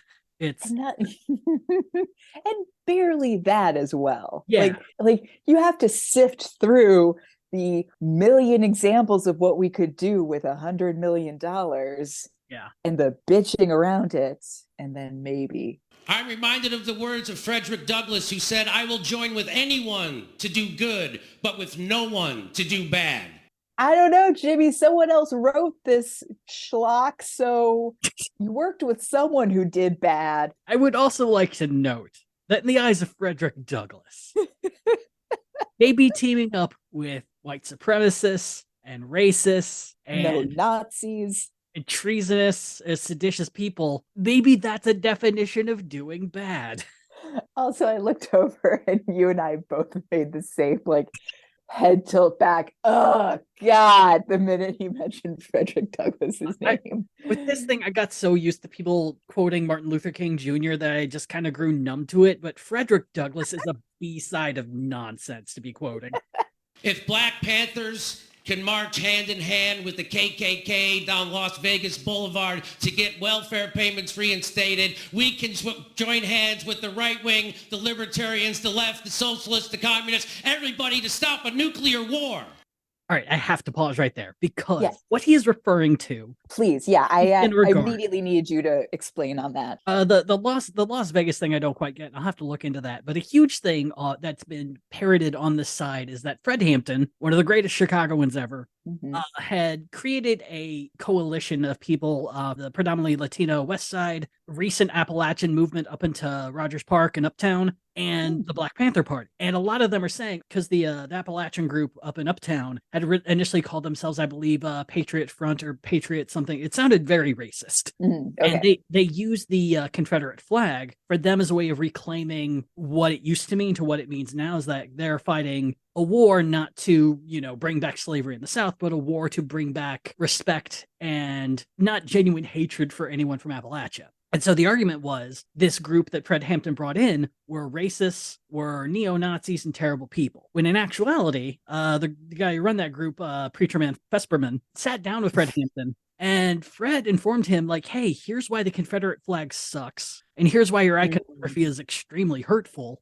Which Fesperman said, I see your point. We're not going to use it anymore. Look at that. Yeah. And so it's Growth. this argument that Black Panthers have worked with the KKK in the past, which is bullshit, but Right. it's something that they repeat all the goddamn time. And yeah, it's extraordinarily irritating every time some dick shit like Jimmy Dore thinks he's making a solid point. And what's happening right here at this rally is what actually scares the hell out of the establishment. Everybody from the left, everybody from the right, everybody from the middle coming together to realize that we have more in common than divides us, and we share a common enemy. That enemy is the military-industrial complex and the oligarchy, the same oligarchy that did a controlled demolition of our economy, and then they want me to hate my neighbor for the pain I'm feeling because of that, because they wouldn't take a vaccine that didn't work the way they said it did in the first fucking place. Well, I'm not going to hate my neighbor. I'm going to love my neighbor. Again, you look confused. It's like, it's one of those things where it's like, it's ramping up. It's like, okay, yeah, like I'm not gonna hate my neighbor, and also fuck you for making me have to take a vaccine. I didn't want to take the vaccine, and now I have to hate my neighbor because they're saying I didn't take the vaccine. It's like, what? Well, okay. Yeah. Ooh, we are feeling some feelings. We're feeling some big feelings right now. If there were closed captioning for this, I believe it would say, "I'm not going to hit my neighbor," parentheses, said angrily. Yeah. Said with rage. The definition of rage is Webster's dictionary says the definition of rage. Dictionary. Yay. Yeah, bring that guy back. Because my neighbor is suffering under the same oligarchy that I'm suffering under, and he didn't cause it. The oligarchy did, and they don't want us to join together. And I have one message for the right and the left. If everybody on the right could just realize that not everybody on the left likes Nancy Pelosi and Chuck Schumer. We just want to end the wars and have health care that doesn't bankrupt us. That would go a long way. And if everybody on the left could just realize that not everybody on the right is a white supremacist Trump or gun nut, they're just fucking gun nuts. I love you, love each other, come together. I'll see you at the next anti-war rally. Stay together. Silence. Yeah, once again, a Yeah. comedian who should know how to make a closer. Bad closer. Bad Awful closer. Not even a you guys have been great. Not a I'm Jimmy Dorn. If he'd have said tip your waitresses, that would have been a better closer. That would have been something. Yeah. So Tippings for pussies. scale of 1 to 10. Oof. 1, you started a war. 10, you're ready to destroy the system. I'm going to put it at a 3, but for different reasons. Okay. This is a 3 due to incompetence. Yeah. Like, you couldn't start a war if you tried. You would trip on your own dick. I'm definitely more distracted from the failed attempts at jokes, but the middle where it is just a train full of all right. So when I was in New York, I saw an open mic at the Gotham Comedy Club back in the early 2000s. Love it. And mostly it was people who were taking stand-up classes there, were doing a lot of things. And this one guy would not get off stage until he told a closing joke that landed. He told 5 closing jokes. Oh, and he was never asked back. Oh yeah, it's, and when you're doing stand up, there's someone with a little red laser that you see it once and you're like, okay, I have a minute. If they're flashing it, it means get the fuck off the stage. Yeah, it means you are now blacklisted. No one forgets. Yeah. And this whole speech, whole 20 minutes of speech, Christ on the cracker, is just failed joke after failed joke, and then just total committal to one bit that never works. And Nick Brana and the People's Party want this guy to be their presidential nominee so fucking bad. So bad.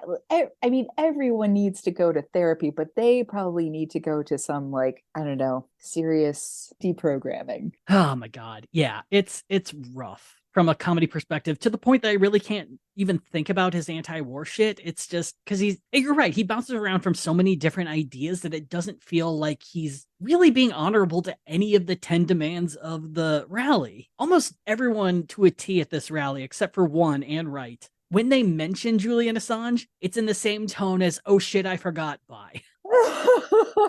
It's always, and free Julian Assange, I love you.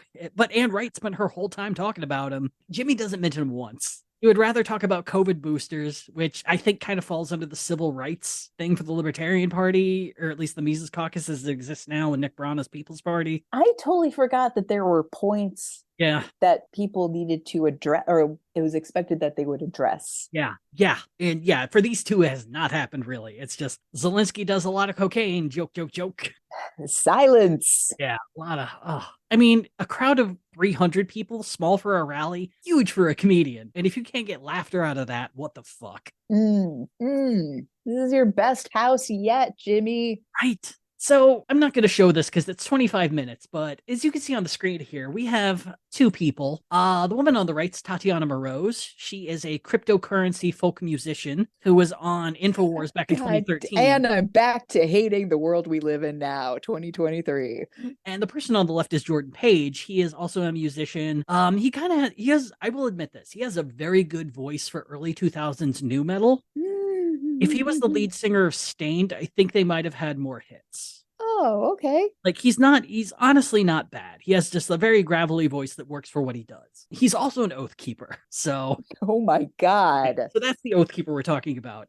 Listeners might remember him from the movie Alongside Night, where he did one of his songs to close the whole thing out. So it's at this time during the rally, about halfway through, they decide to have a musical halftime show. Sure. It's 25 minutes long.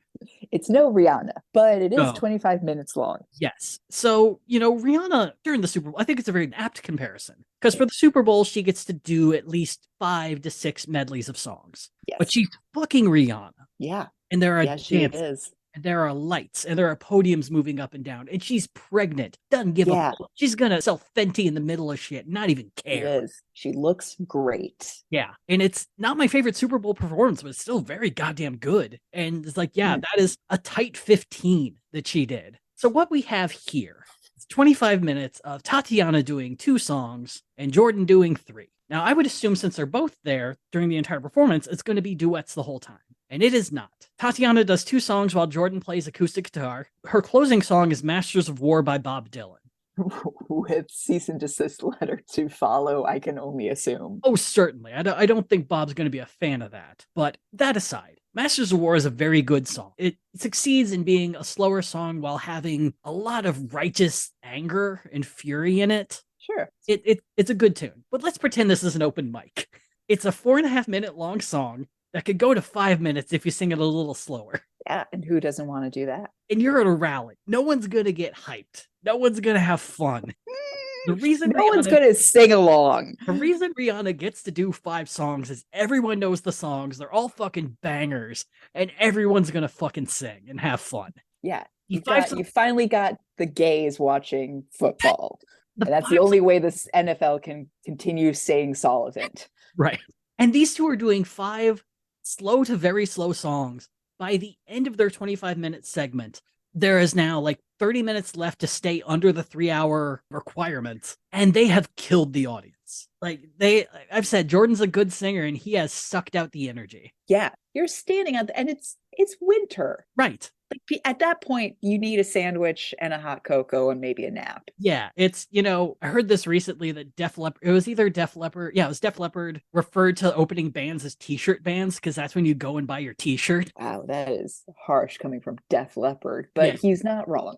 Yeah, and yeah, it's 100% what this is, and it's just, it was so interesting to watch it to go from Jimmy Dore, who's clearly worked up some of the people, to this shit of people who are clearly at least not untalented, destroying any energy that was in the crowd. So now we definitely know that no one organizing this has ever put together a set list. Oh, 100%. Yeah. Most of these people should have had 1 duet or 3 songs. And it's really, really difficult. There's a moment where after Jordan does one of his songs, he says that he was at a Tea Party rally where he performed that song where there are 100 people there and 3 people applauded. And it was like, no, I was proud of that. And in kind of comparing it to this audience where it's 300 people and not a lot of people sound that into it. Yeah. Okay, bro. So we're going to go to our last speaker. There's Ian Wright. There's Pasta Jarula. He was uncomfortable to listen to.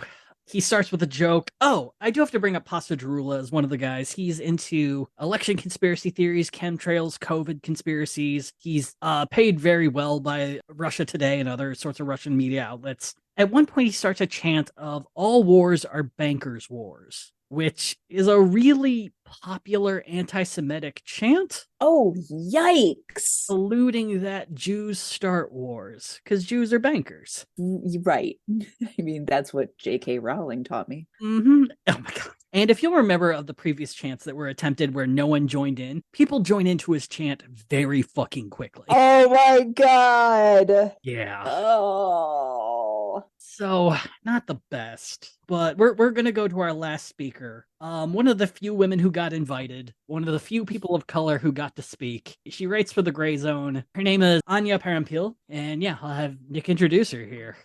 Next up, we have journalist at the Gray Zone, Anya Parampil. Anya, turning it over to you. Hey everybody! Thank you, Nick. How is everyone today? This is beautiful. I mean, who could hate this country looking out at it? Look how lovely everything is around us. We have a beautiful day. If only all this were used for good instead of evil right here in the heart of the empire. Look at it. Did anyone come here to DC in order to get here? Did they cross state lines? Great. I love to see that because the whole point of this.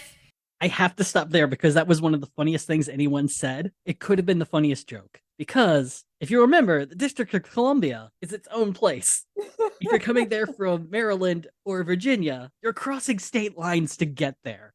There are not that many people from DC at this rally. I'm gonna guess DC residents are probably at work.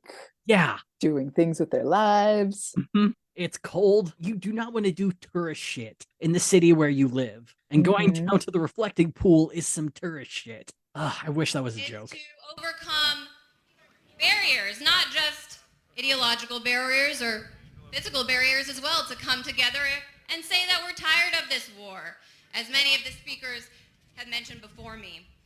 So I'm honored to be here. I want to, as others have emphasized, how inspiring it is to see former presidential candidates, 4 of them, Dr. Jill Stein, Tulsi Gabbard, Ron Paul, and Dennis Kucinich.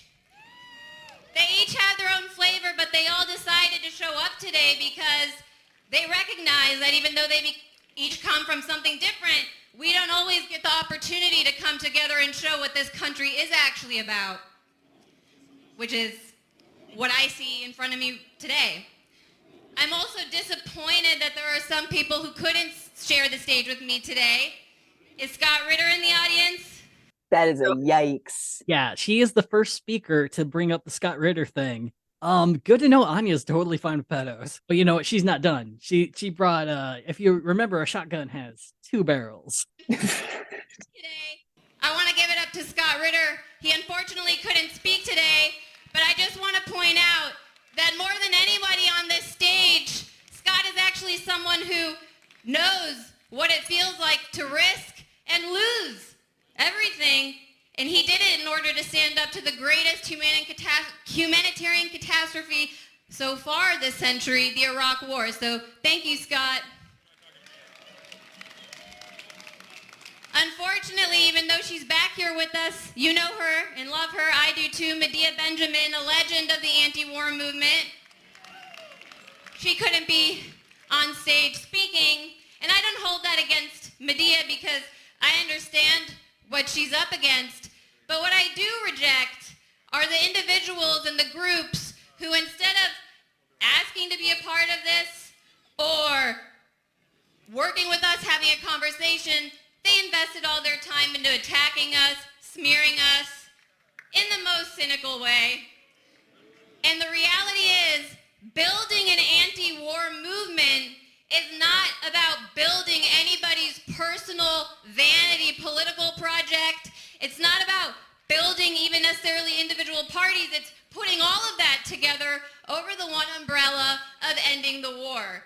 So once again, they're talking about us.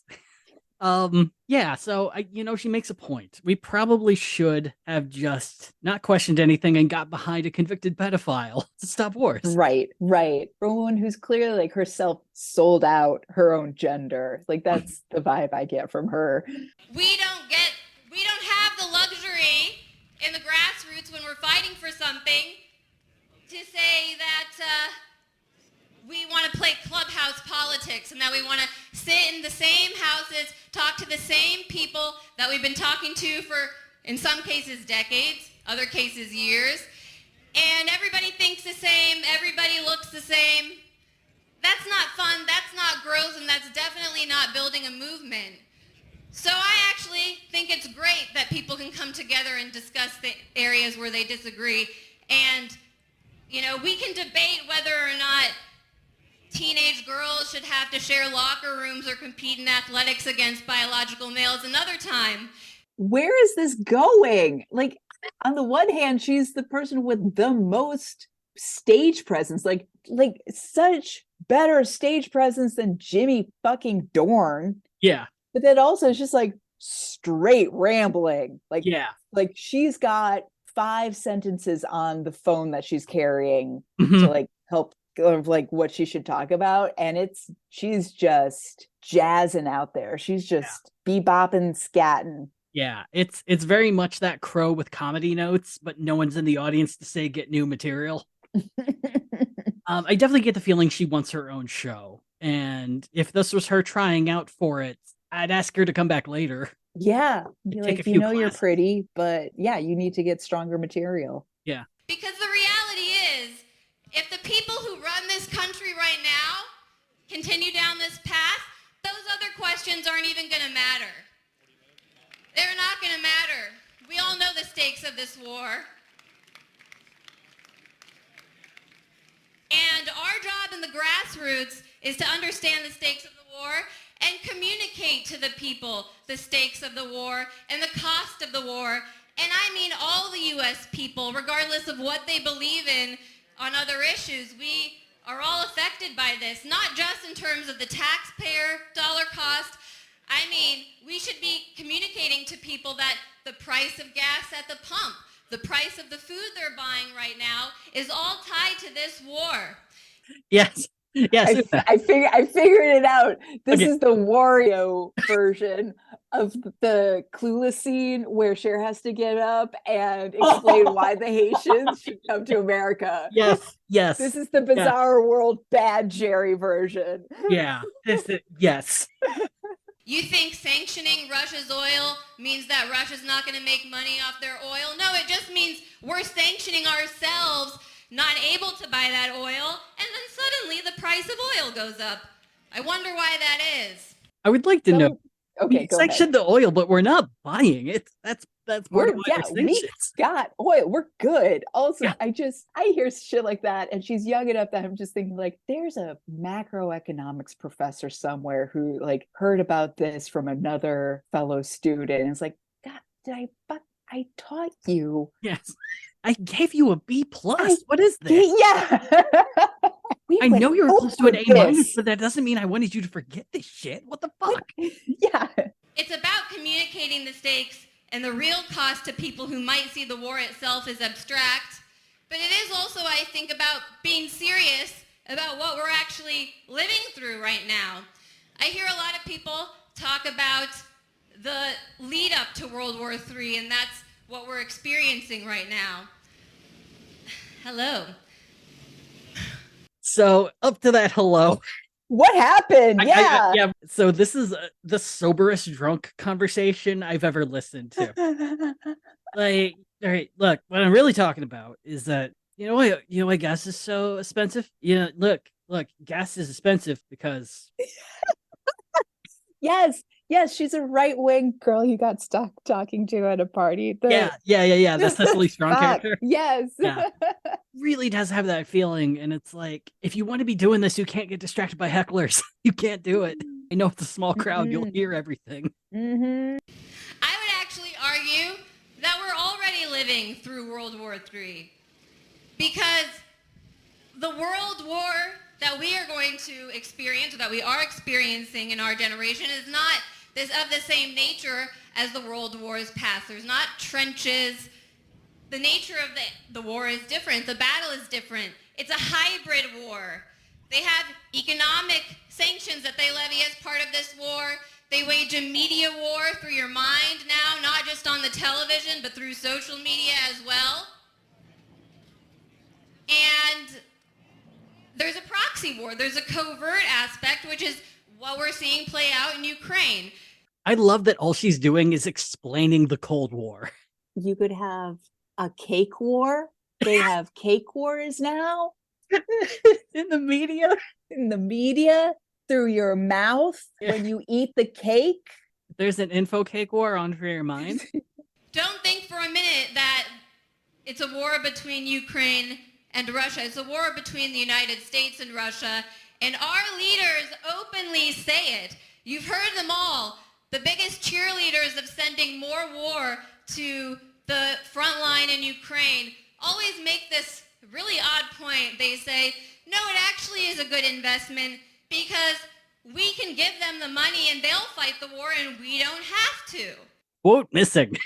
I would like to say citation needed. Because I've never heard that, but I'm not going to say it hasn't been said. I just need you to say who said it. Source it. And the people who say that, they are so demented because they are openly stating that their whole vision for the war is dependent on their ability to send every last Ukrainian father, son, brother, friend onto the front line. They are happy to fight to the death of the last Ukrainian. The United States is. And so standing here and organizing something like this is actually the real way to stand up for Ukrainian lives because the war, they're the ones suffering the most. And so that's why it is up to us to be serious about communicating the stakes and the cost. People are just walking around. Yeah, Angela McArdle just straight walked behind her. Probably because she had to get to her car. Yeah. The shit needs to wrap up. Oh yeah, at this point at daycare. They are at this point 11 minutes over, and they still haven't even gotten to any of the former Congress people. And just to point out one more time that the same system that is responsible for the train derailment in Ohio, where a corporation and the government basically now have nuked an entire U.S. city, is the same system that blew up the Nord Stream 2 pipeline, creating the greatest environmental catastrophe of my lifetime. I mean, we talked about that last week about how maybe, but the actual evidence for it is not good. Yeah, that's not going to stop her. It's a corporate, oligarchical system. It's a militarist system. It's evil and it's rotten to the core. And when we are clear about those objectives and about the stakes, it's not so hard to put away our differences and to come together and rage against the war machine. So thank you all for doing it. Thank you for letting me speak. Thank you to Nick and Angela once again. And no more war. Yeah. So, wow. Yep. No notes, just like she had. I mean, I will give her credit. She had her speech at least the most quote unquote memorized. Indeed. I mean, well, or at least she was just able to riff that entire time, which no one else could do. No. So scale of 1 to 10. 1 to 10, she's starting a war. Yeah, I'm at 1. Yeah. I think I would give her a 5 just because I feel blank at the end of it and I'm just like in the middle. But yeah, it's just on second listen, it's just a drunk argument that you know what, you're right. This should be between 5 and 7 for like girl who started talking to you at a party. Yeah. Like if I'm hanging out at the Deuce at 3:30 or the Oasis or any other Chicago 4 a.m. bar and I've had enough shots of Malort and at least 20 Pabst, yeah, I'm probably doing something dumb. But if I'm at a party and she's the loudest and everyone is left, no. So yeah, I'm going to go ahead and skip the big 3 because, I mean, Tulsi is probably the closest to giving an actual speech because it has a beginning, middle, and end. It definitely has a flow. She talks about why she ran for president, which apparently was the false alarm over Hawaii getting bombed. That one day Hawaii got a bunch of like Amber Alerts on their phone saying incoming ICBM missile. I remember that. Yeah. And she was like, that was the moment I'm running for president because there was a lot of what ifs this were real and people made some very strong decisions that day. She's still terrible, but I would say gave the best speech. Poor Dennis Kucinich is off the deep end. He's very COVID conspiracy now.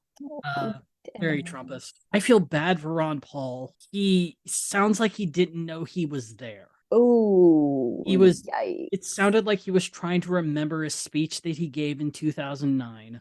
Oh. And it's just, it was old grandpa recollects past events. And a lot of it really didn't. I mean, his old charisma's there. It's just, he just isn't connecting the thoughts as well as he once had. I didn't know he ever had charisma. Oh yeah, he has a weird folksy charisma that's, it can be very, very what's the word? Intoxicating if you're around it long. So that's pretty much the rest of this thing. Roger Waters gave a video speech about how, Russia didn't start the war, America actually started the war, and ended it with some royalty missing footage of John and Yoko doing Give Peace a Chance. No. On the video feed that I was watching, it was very clear. According to the people who were there, they couldn't tell a fucking thing that was being said. And it ended on probably one of the best themes of the whole evening. Nick Brana constantly interrupting Angela McArdle. Jesus Christ. Oh yeah, every time Angela started a sentence when Nick was on stage, he would interrupt her nearly immediately and take over the event. Oh. People's party folks I talked to were like, yeah, that sounds about right. So that was it. They did a march to the White House, had a couple other speakers who I haven't really looked into. It was not great. But I would like to end on two notes. One, the rally did raise over $100,000. Oh no. That now sits in Angela and Nick's name. So if they wanted to do this, they could do it again. I don't know if that'll happen, but we'll keep an eye on it. More than likely, it's going to Jimmy Dore's campaign fund. Oh no. If I had to make a guess, but I could be wrong. All of this is this is terrible. Today, I think we got the perfect button for all of this in a tweet by Nick Brana himself, reacting to Joe Biden making a surprise visit to Kyiv. Yes, and he gave a speech in Warsaw today that I watched. Very big thing to do. And so Nick tweeted the following, quote, Biden made a surprise visit to Ukraine, double asterisks, the day after we organized the biggest anti-war rally since the Iraq War. Personal note, citation needed. Let that sink in. We got to them this weekend, and we're just getting started. Hashtag Rage Against the War. As big Mad Men meme energy of just like, how do you sleep at night? It's like, I don't like, what do you think? Or there's something to that effect of like that one character trying to get up in Don Draper's face, and Don Draper's like, I don't think about you at all. Yeah. It's the top comment as of right now is a woman named Martha Schultz who says, he was already en route when your rally started. Because it does take 12 hours to get to Ukraine from America. You don't just randomly go places if you're the president. No. And so Nick replied to this by saying, this rally's been public for months, you idiot. Good one. Yeah. Burn roasted. Nick also does have a number of sock puppets that he uses to yell at people. Luckily, he hasn't used any of them in this. But yeah, Craig Bowden, who wrote a lot of the information we used in the last episode, stated this as well. A flight from the United States to Ukraine takes 11 hours and 52 minutes. Your fraud of a rally was happening when he left home, homie. You had nothing to do with it. It wasn't even the 20th year when he landed. So, yeah. I guess we'll see where this goes from now because, LaRouche is in play. They have $100,000 of which we know of only $40,000 that's been spent because Angela, despite promising to release various receipts, has done none. So, and there's going to be some Jose Vega style protests going on in the next few months, apparently. Gross. Yeah, I was wiggly and uncomfortable during all of this, but then it's also necessary to be reminded of just how much pro-Russian bullshit sentiment is actually out there. And I think, a lot of this is very much worth, I think in a normal situation where this wasn't like my daily thing, I could see the argument to ignore it. But so often what I've seen, especially from Nick Brana and the LaRouche folks, it's a harbinger of what's coming. The big liberal thing is to just ignore it and it'll go away. And I know I've said this before, but as someone who's bullied, that is not the case. It doesn't go away. It gets stronger. It gets a Marjorie Taylor Greene effect. Right. Well, yeah, and especially with her saying we need a national divorce, that's what the Libertarian Mises Caucus has been saying all fucking year. Yikes. So it's better to know that this shit is possible than to ignore it and be surprised when it does happen. Mm-hmm. So I know this has been rough and it's been a very different style of what we do, but goddamn. So any final thoughts? Any concerns? I'm gonna take a hot shower and Sounds nice. Just scrub myself clean. Yeah, you've earned it. So yeah, we're not gonna be talking about the Chicago election next week. It's gonna happen on the day we probably record, so it's not like it'll Yeah. be good news. We might talk about the runoff if it's especially weird, but we'll see. But either which way, we'll see you in the coming weeks. And thank you for joining us. We'll see you next time on Gadfly. Acoustic background, 25 minutes long. Gadfly is a production of Added Serotonin. Our episodes are edited by Brianna Valentine of Rem Alternus Productions. Our theme song is Sophomore Makeout by Silent Partner, and you can find us on Twitter and Instagram at GadflyPod. Ready to level up your cosplay game? Check out the Geek Forge on Etsy. With a variety of props to give your photos that extra spark, you'll find just what you need. Hold magical fire in the palm of your hand, or take a potion to restore your mana. With a large variety of colors, you can choose your own magical flavor for your cosplay. Bring drama to your photo shoots with these vibrant props and more, all available at the Geek Forge. Are you ready to level up your cosplay?